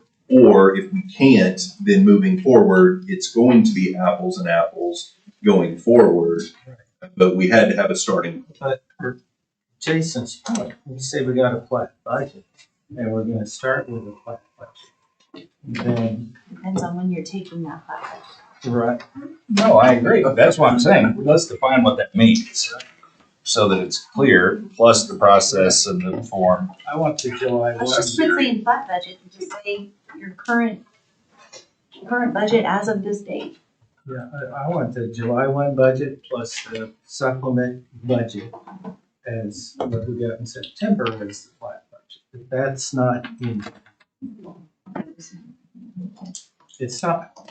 When you're looking at what's in the paper, you're looking at the September paper or the July paper? When you all publish, you all have to publish. We do it twice a year for each budget we adopt, for the one beginning of the fiscal year and one in September. Which one are you looking at? I don't have it. So the one in September when they published would be reflective of the lower budget. But what I want is July 1 September supplement, the 2.5% or whatever this got. I want to compare that, but that's not here. It's not on this sheet. Oh, I got you. That's what, yes, we're on the same page. Yeah. We agreed for one. Well, it is, unless you, it is actually on there. Your September budget is loaded in there unless you made any transfers or you got anything Right. from reserve. Right. And I show you didn't get anything from reserve, so. Right. But when you look at how it ends up here. Right, that's about to be fixed with this one. But if you get something for reserve, it kind of matters whether it's an ongoing or a one-time expense, correct? Yes, it needs to be notated. We need to keep that in mind with anything. Maybe you got funded for something in September or funded for something July 1 that was a one-time deal. Or a That's where contract we need to keep increase. it. No, that's not. You guys, whatever. That's what we need to, that's the notes. for us. That's, if you're looking for a flat budget, we don't have it. But it does seem like while there may not be an appetite, because this is the opposite of fun, there is a need to try to come to some kind of an agreement on what the terms we use to describe it, how we describe it, and the way the form looks and operates, right? That's what that's what our finance team is struggling with. And because they're getting different questions, some same questions from multiple offices, and also some different questions from different offices. Chantel or Christie, is there any variance at all, or do we have to use that exact estimate that we need more? I mean, I know it's a state auditor form number, but. Well, but the one we use is that plus some. The worksheet we created. Okay. There's certain forms that are SANI. Okay. And we created that budget request worksheet several years ago. Correct, the budget request worksheet and your salary projection Those are the are ones ours. correct. Yes. And that's for internal purposes. The It auditor is, doesn't require it, correct? And which have been very helpful because there are formulas built in to kind of do the math for you. And I think that with just some of the recent changes over the years, Well- just to kind of state, oh, go ahead. Well, I was just saying, the reason I was asked is because, like, I know when talking to like other counties and stuff, just in my dealings, I mean, they only turn in like a couple, like the first page and the second page, or maybe the first two pages, and then they do everything else internally separate from that. I mean, they seem to be like Yes, exactly. it seems like they're fine with the auditor. So I thought maybe that we might be able to tweak it to what we need. Yes. And just do what the auditor requires by July 1st and do your real budget in September. Right. And that's where you can do a lot of this other internal stuff, taking in more data by waiting later in the fiscal year to produce. And we could actually put together something that would be beneficial Yes. for everybody. That again, because I mean, it would be my goal to, I mean, when we do these things, I mean, something we could actually reflect back on as an individual office that says, you know, again, it's.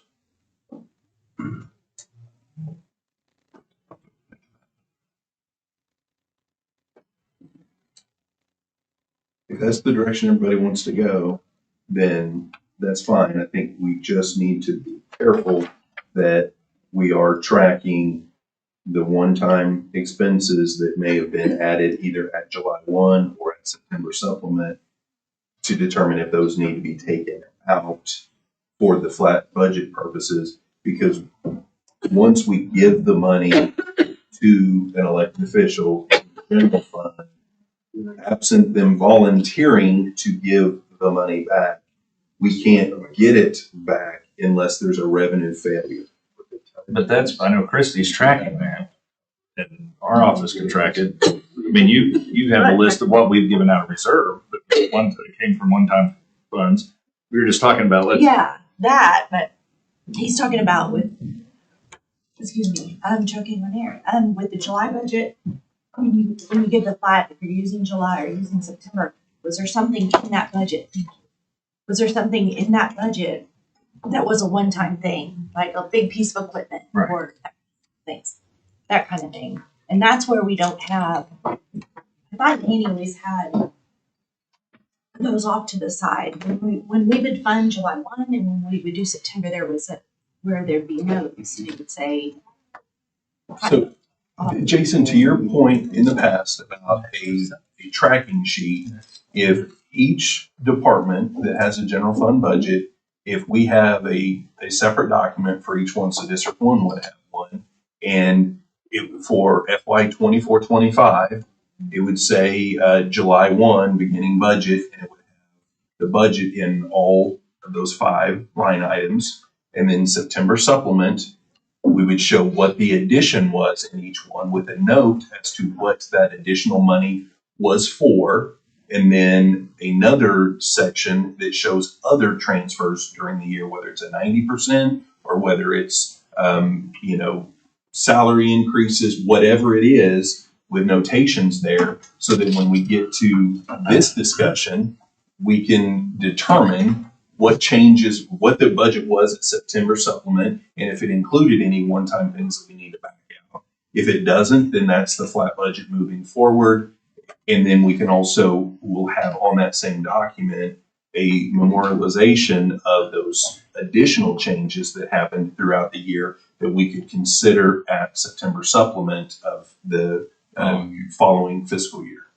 And instead of having one document, each general fund budget would have one sheet that we're tracking throughout the fiscal year that would just have any changes for that particular one. So for instance, the court clerks would have a July 1 and then for September supplement, the 2.5%, those changes. And then you said that they haven't had anything else. So there would be no other changes on that sheet as of right now for this fiscal year. For example, next year, we're supposed to get 2 more judges, right? So we're gonna need 2 more clerks.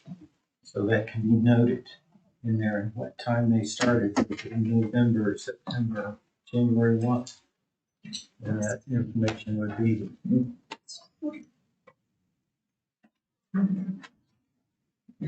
I'm spilling on myself and having issues. Chantel, can you go to I'm still hung up. What is the, go to the top on the budget? That was not my budget to start the year. Right? Why is that in there? What, and then get down, go back down into info, please. Well, no, your budget's starting. And I get that you preloaded all of that based upon an estimate of needs. There's no need for y'all to do that. We could all go run a budget detail sheet as of February 27th and pull out our codes if we needed to. But I don't know why we're populating off of the estimate of needs anyway, because it really confusing. Was 323 your budget? 323 should be your budget. 323 as of is now, February. but when you're looking at what my budget was last year, That's the column to fill in. Go up higher. The column totals. It's hitting us. when you went to my budget last year, right, my adopted budget last year, it was 313,000, not 318,000. So when you're in there with that fund variance number of 5,000, none of that's applicable. I don't know how we got. Was the 5,000 the difference in the elected pay after it changed? No, the 5,000 was based upon The elected's not paid out of the needs, district. not what we actually got to start the year. I mean, just put it in the categories: 5,100, 52, 53, 54, and Where did 55. this 318 come from? 313 is the adopted flat budget in 24-25. There's that word. And is that after September or is that? No. No, July. So why aren't we using September? And then Right. were we September's numbers are 321? September's number wasn't 323. 323 is including the $1,800 It transfer. wasn't 323. I know what my budget was. I transferred. It's 321. I apologize, yes, 321, and then Right. there was a transfer mid-year that With the takes 18. it to. Yeah, so I think, Joe, are But you we didn't saying, use September, we did not use September supplement numbers. We used February's year to date, February 18th. Yes, we used February 18th year to date. For your starting comparison point though, right, in my salaries last year, 24, 25 is what you use. You showed 318 as my starting budget, 313, that is correct. 318. The flat budget, My adopted budget, maybe I'm looking at this in my simple math kind of way, right? My adopted budget was what it was when the budget board banged the gavel on September 30th. What was in those categories, correct? That was my adopted budget, my total. What happened within those numbers, other than what was transferred for benefits and the merit increase, everything else stayed the same. I could move money all day long and my total's not gonna change of my budget authority. Now, my expenses may change because they're gonna be different because Cody's no longer on the D1 payroll, right? So my salary, my actual salary expense is gonna go down this year. If Cody was still on my payroll, then my budget would be the same, and those numbers change. So I don't know the. Your expenses will be different. The budget, it My doesn't change. budget but doesn't budget change. stays. And that's what we're talking about, is my budget authority. Mm-hmm. And it seems that the number that we started at is what Joe's budget is in last year compared to what I'm asking for this year. That number's all over the board. Albert has a comment. Yes, to touch on what Joe was saying, yes, on looking at the estimates on the salary projection, those numbers were pulled from the requested budget. That's why you're seeing the discrepancy there. Wrong. He's talking about last year's. Yeah, we discovered this yesterday, and so then whoever filled out the estimated needs filled out the wrong data on the salary tab, and we in finance are in the process now of updating those salary tabs. Now that we discovered that has the wrong data, you are correct. It has the requested data, and that's what the variance. And when we go in and have updated to the correct data, then their variances are gone. As of what date? Well, it's so the breakdown is where you're correct, where the I guess it'd be the 300, when you say it should have been 313 and something along those lines, whatever it was. What was filled in was as of February, which is correct, which shows the total, right? Where you've got the 323, whatever it is. That is correct. That does match the unit. However, the detail on the salary projection tab is incorrect. So the 109%, 109.2134, is incorrect. That actually, the detail taken on this fiscal year 24-25, somebody accidentally put in, and we think it's in all of them because we tested 3 and they're all wrong. Somebody accidentally put in the requested salary data rather than the actual adopted budget data. And we are fixing that right now, or today. So will we all get new copies? I would imagine so, yeah. Yep. And is this discussion you're having kind of Irrelevant? irrelevant? Yes. Yeah.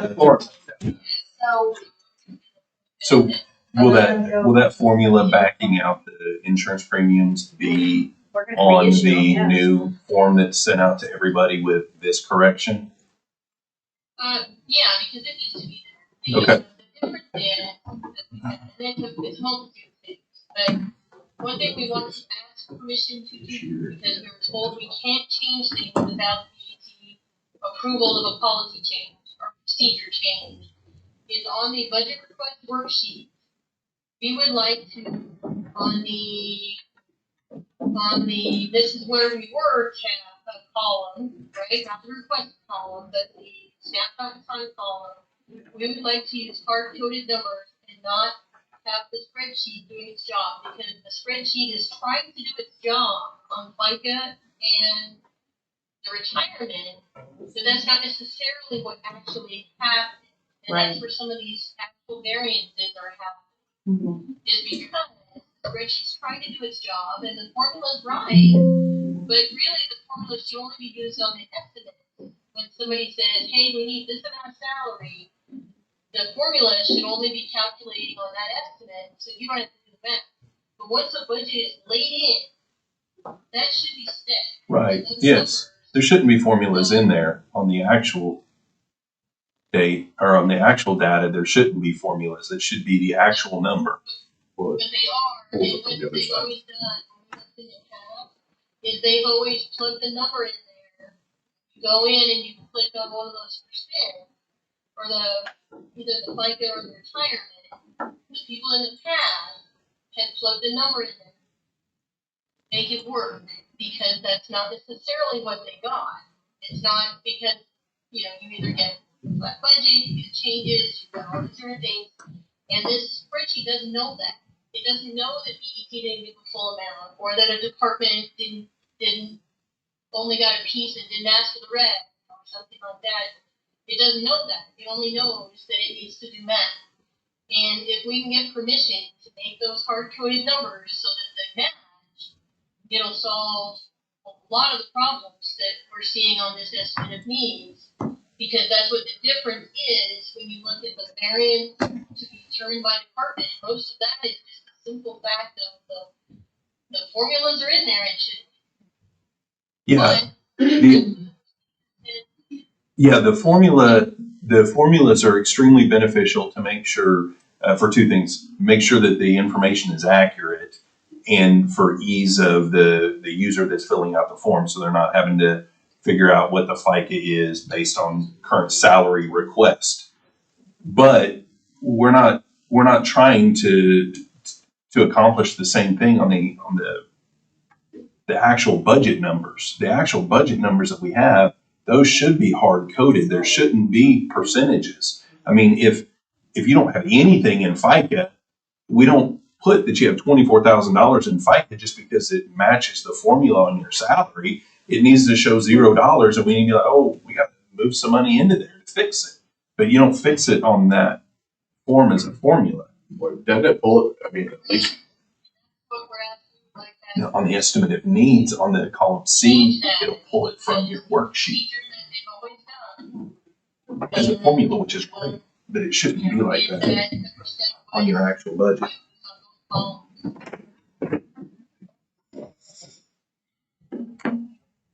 What we did, we figured out yesterday when we were trying to help out the people who filled out these forms. We were trying to help them out, and we figured out what the problem was. Christy, do you see a problem with taking the formulas out of the actual budget and putting the real number in? So you're talking about. You mean just on FICA and retirement, or that whole column?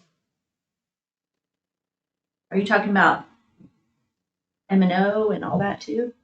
Why would you? Yeah, I mean, on all of the actual budget stuff, I don't see why you would need a formula. Would be the full column. Well, in years past though. Except for the adding the sub columns together to get your total budget at the bottom. Correct, But, yeah. I think what we're talking about is just the worksheet performs a function of summing, and that's fine. This goes back to what we were talking about. Where does this detail come from?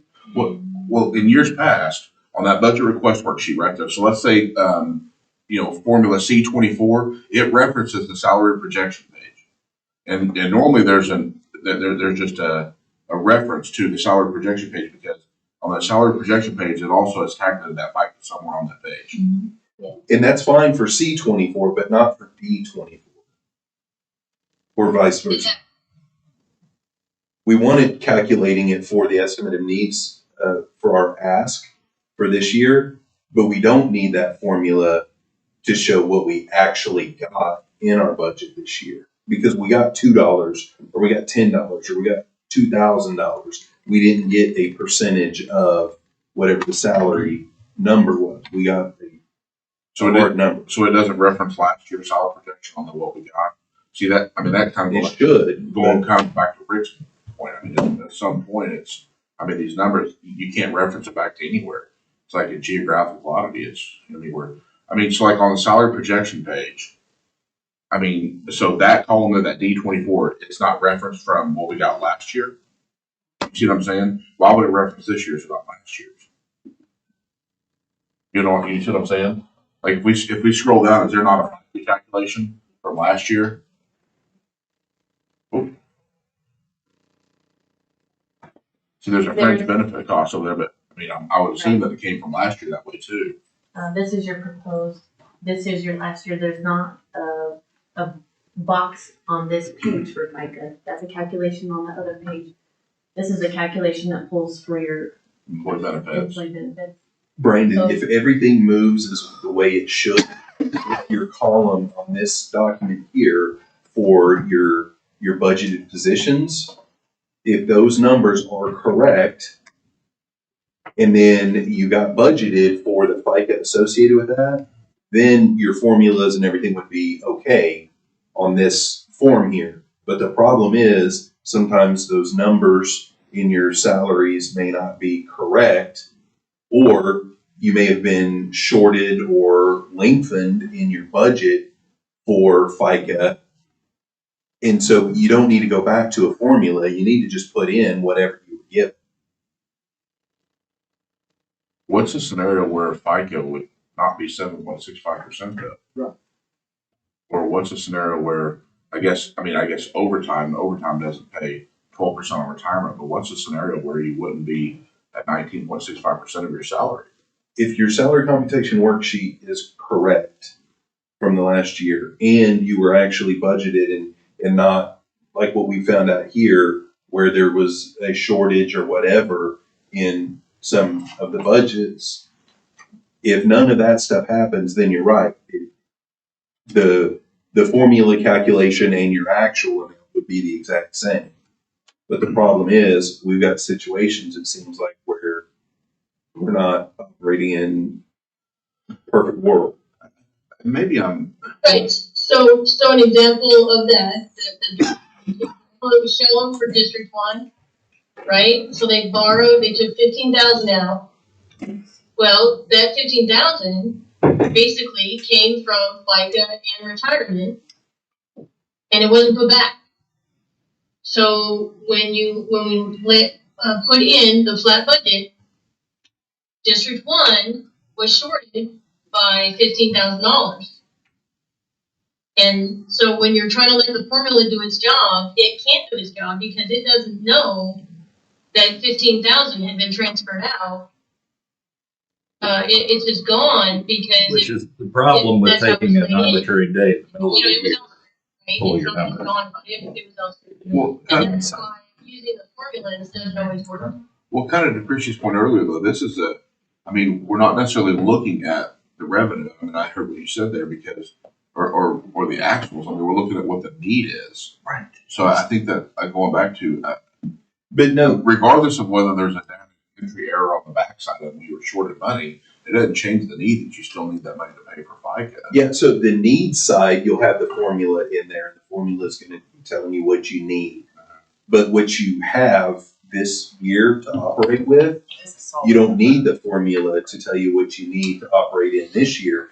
You have what you have to operate this year. Right, and I get that, but I guess what I'm asking is that, so on that column D, that is the current year's number. Column C is what we're going to be requesting for this year, right? Yeah. Yes. Okay. So column D, I mean, so you're saying, D though, if it's in purple, it's your February 18th revised budget. But everything in there was off of your Was estimate the of last needs, right? so what? What's a February revised budget? We only correct the budget This twice a detail year. only- That's what I'm not. This detail only exists. All the transfers and all this, people's budgets change still. You just don't So that change the means- bottom line. So September is where you have 130 or 147 million in general fund. We can't change that. But you change it, reserve to here, or within your own budget. in expense categories. Budgets change. We just can't change the bottom But line. that's actual is what you're talking about, right? Or what am I missing? Aren't you It's a talking about revised actually how you end up budget. spending money?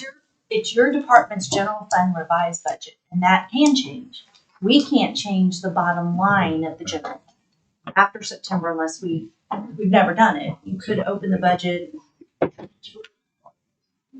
So I'm changing within my own budget. That number.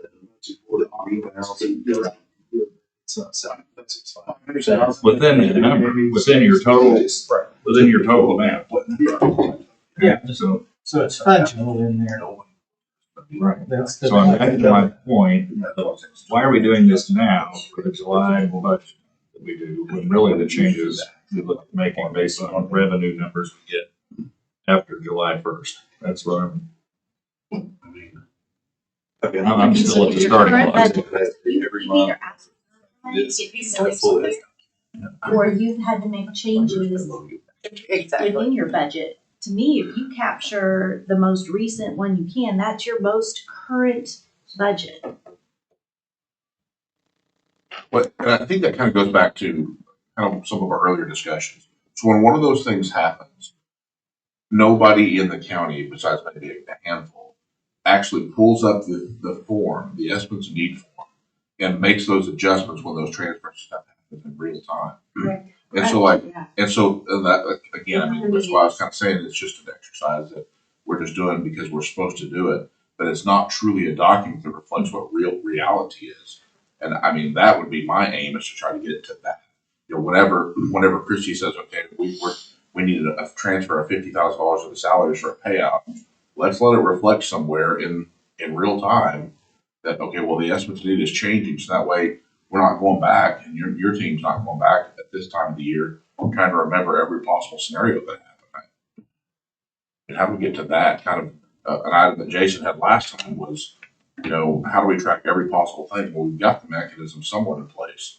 Just, I mean, you know, and I know last year too, we had run into some problems where, you know, you would make a change, you'd make a change, they'd get back, and then somebody'd have to turn around and combine the changes. How do we get to a point where every department just has access to one form that, you know what I mean? Like it's just on a major drive somewhere or something or OneDrive where, you know, if I open it up and I make a change to it, she can see it real time or vice versa. You know, we've got 400 versions of this exact document floating around, and who knows what the most current one is. These this year rewritten, we're starting. Right.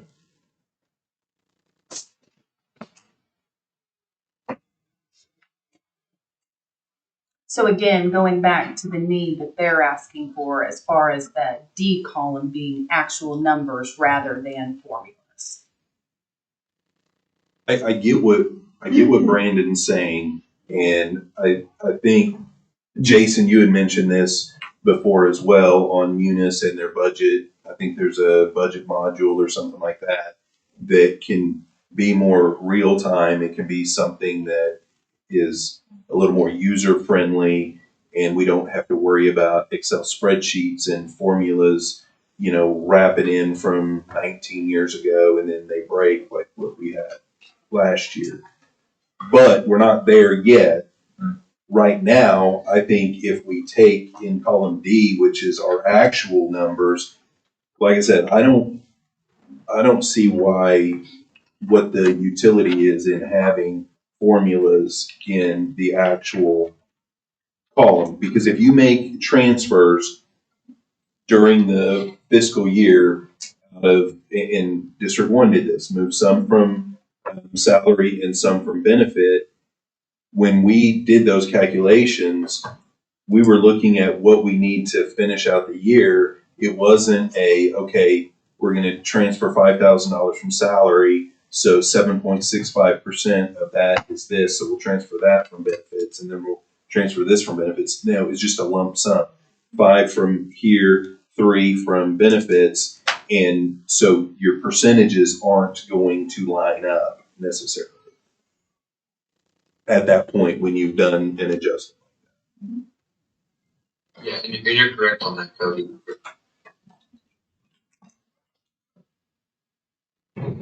Does anybody have a problem with the clerk's office taking the formulas out of column D, except for the summation and, the summation Well, the formulas? only formulas, isn't it just the 765 and the 12%? That's the only formulas. Yeah. That's not hard to put Well, in. those two. So that's, I think truly what is trying to be communicated is, and I'm not sure if this is the best solution, but what I have communicated to some of you is if column D was without the detail, and you just had that box that said 323. So you had 323 in salary as a, tell me what you need next year. Mhm. Is that enough information for BET and for a department to express their need, compare it to last year, without the added detail of what transfers came in, and using Fringe as an example? If you didn't know FICA, and if you didn't know the retirement column, and maybe we could still have some information, we can make it work. That's why I'm saying I'm not sure if this is 100% on point. But if all it showed was Joe got $64,000, and this column is going to show he needs either 62 or 64. This is not your current one, Joe. So this is not his current budget. He's worked on this a lot. But whatever this is, this bold bottom line is what he comes to the department presentation with and expresses that. But is that enough? If you go to M&O and you have that full list of items that's gone now, you don't know these differences, but you're just looking here. What is he asking in M&O versus what he got in M&O last year? I know this sounds great, but at what point do I consider 150 if he may have transferred during the year? I think to answer everyone's question, this is the number I'm going back to September 2nd. Any transfers that happened after the fact, I only need to consider general fund reserve transfers in. And then we compare with what you're needing next year. So we can talk about, oh, you did get extra money, you're not going to need it next year as a one-time supplement. Maybe you did get more money, it needs to be annualized every single year for a subscription or a program that your department's carrying for the county. And then you come to the table, and maybe you do fill in the detail here, so you can show BET what your extra request adds up to. which we do. We fill it. Yes. The question I think now, at least from the finance office, and what I feel like we're getting hung up on, is just some detail that may or may not be needed. And So basically, you just want the grand total in each of the categories in column D. that I believe is needed. As long as it's the right numbers. It absolutely needs to be the right numbers, and I know that's a lot of this discussion. Right. It really seems to me, and correct me at any time, it seems to me we're talking about that September supplement number. I think up on the benefits section, the FICA and the retirement, I can live with having those numbers versus not, because those are directly tied to salary. So we know if there's an increase or decrease in salary, you know that those are going to increase or decrease. Sure. I do think seeing what the request in a change in insurance premiums, I think that is, we do need to see. I want to continue seeing that up there. The other stuff is, it is what it is. It's directly tied to the salary. The insurance premiums is not directly tied to the salary. This may be a non-issue. The question I've been asking over the last few months is this worksheet, does it work for BET? And does it work for the actions that have taken place recently? And that was before we understood the calculation from last year's regarding benefits. So putting that aside, I just want to make sure this worksheet works for everybody. I agree, some of the calculations, we can make it work with an Excel spreadsheet. We can make it work in that middle column to make sure every budget is representing the department correctly. I just want to make sure everyone else had an opportunity to share too, because I got a lot of different feedback from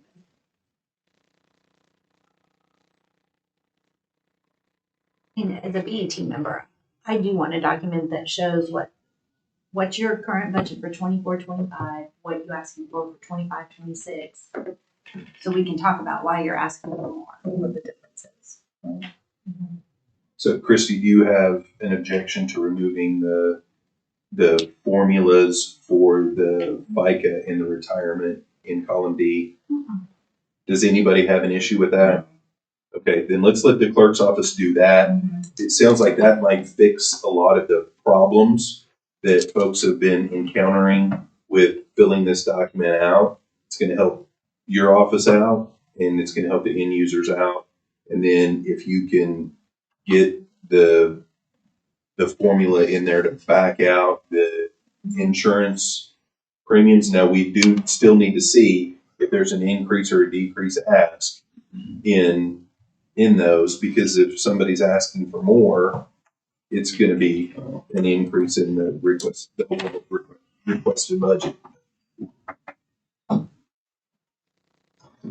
Is that a good starting point, everybody? Or do we want to have some other changes made, or is this good to get the clerk's office moving down the road, make these changes, and then we can take a look at the document, see if there's anything else that needs to be adjusted?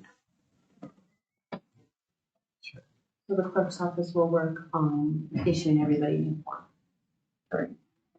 Correcting the salary and then doing the formula on the.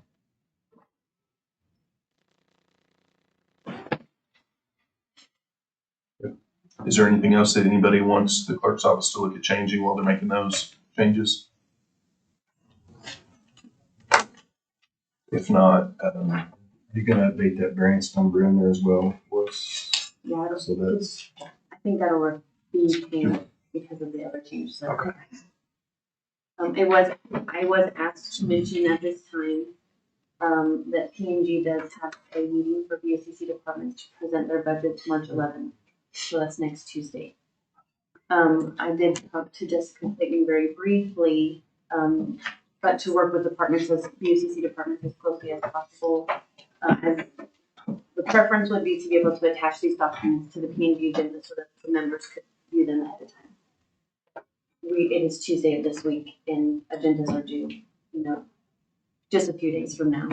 So we will be working very hard to make sure everybody gets taken care of, but we understand BOCC departments do have this deadline, so we'll do our best to prioritize accordingly. I don't think that'll be enough time. I don't know if we can get to everybody, but I know that we're gonna do our best to work with everybody as fast.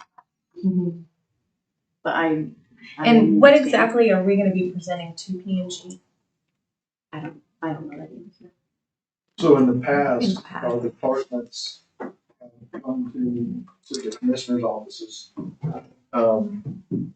to talk over their budget request for the following year, where they may have increases, explain why it is that they're asking for those. So there are additional asks, is What essentially. additional ask is, why there might be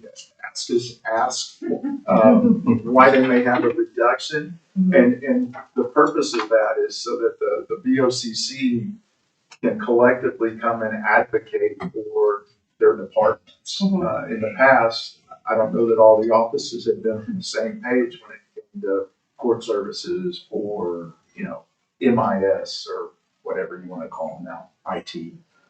And so that's why we started doing that. Or the DA's contract is one that we've had some pretty good discussions over in the past. So that some of those types of things. That's why that occurs. So say a department doesn't necessarily have any asks, they're satisfied with a flat budget, then there's really no need to present. Well, unless one of the three offices, or two of the three, or three of the three would like to say, hey, MIS, we want you to do this. That's the other We want you to ask for more. So I think Okay. the clerk's office making these changes on these documents, while it would be easier for the departments to have their estimate of needs and have that filled out and you guys looking at it, I think you guys could still probably meet with them and just say, hey, what are you looking at? Are you looking at any increases for next year, decreases for next year? And then the three offices can pitch in their input as far as, okay, I want you to think about this. You need 4 new employees here. You need to take 2 employees away, whatever it is that you guys are wanting, and just have them make those adjustments when they get the updated form from the clerk's office.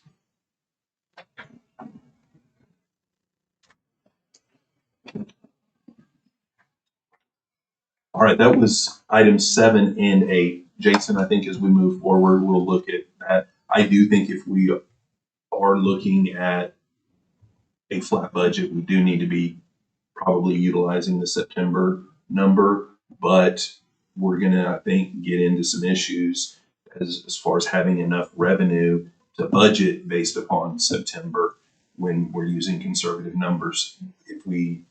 Some of the adjustments that we have in September, it's gotten close in years past whenever I've looked at the numbers, whether we would have enough to be able to stay flat at some point, because our increases in revenue are so minimal annually that, and most of those increases are taken into account at September supplement. I'm afraid at some point we might get to a point to where we have to say, okay, we're going to do September supplement. We're going to start there -5% or -2% or what. We may wind up being in a position where we have to do that just so we can start the year based upon the revenue projections that the assessor's office can provide to us. So Cody, you're saying instead of the February 18th snapshot, to have them go ahead and change it to the September supplement numbers? No, I'm just saying Jason wanted to define what is a flat budget. I think if we, for July 1, the term, we just, everybody understands it's written down as a matter of policy. This is what the July 1st budget is. You call it ping pong, I don't care, but do we all agree on what that is? And is it limit unnecessary work on finance to produce that, knowing that the real budget comes in September? What is that budget in September, and how do you define that? Probably could have written that more artfully, but I just have always heard we do a flat budget. You do have to make some changes over things you baked in during the fiscal year, but I'm not hung up on that term.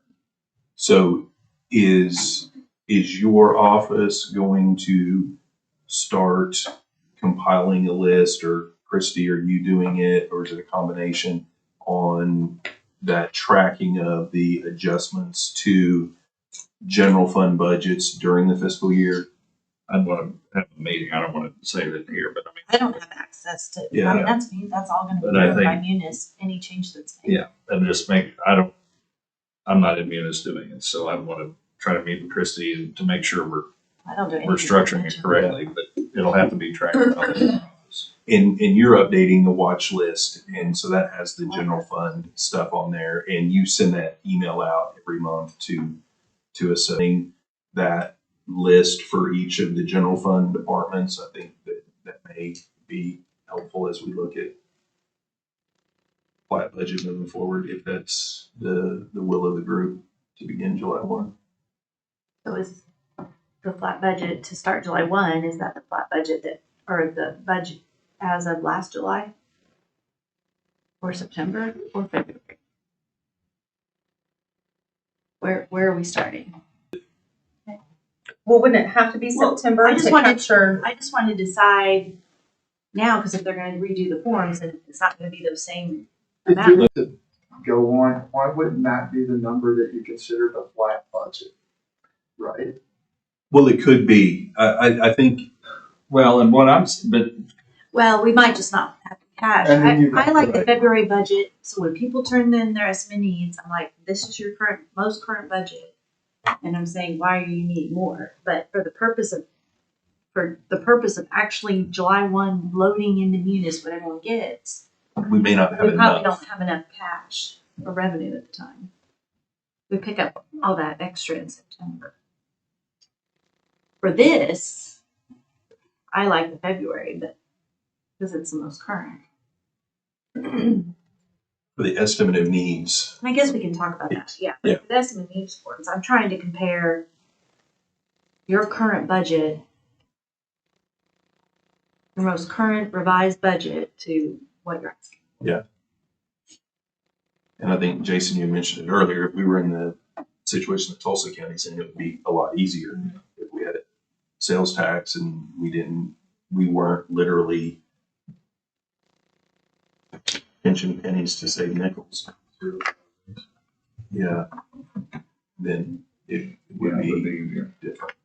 But I think it's a good starting point in having this discussion.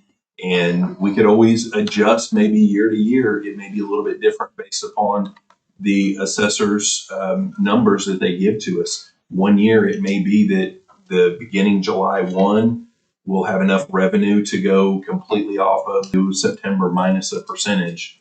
But I think it's a good starting point for the conversation. And then if we have a running document that shows what your July 1 budget was, what your September supplement, not just the dollar amount that was added, but what was added.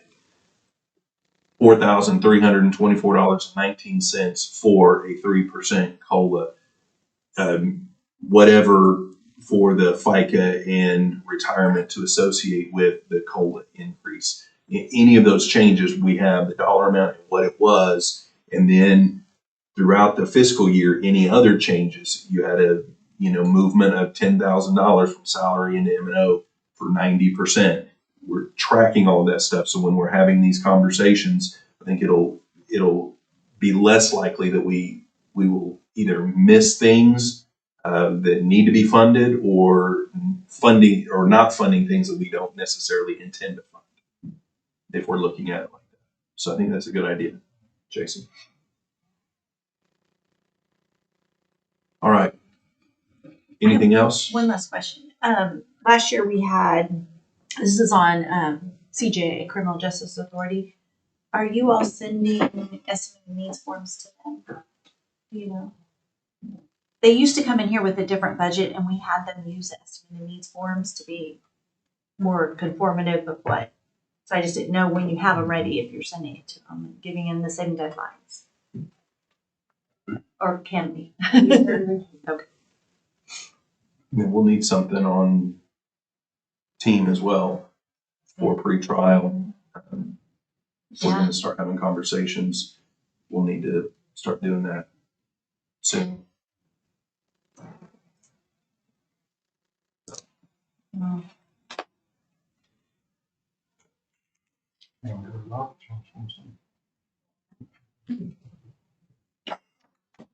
All right, is there anything else?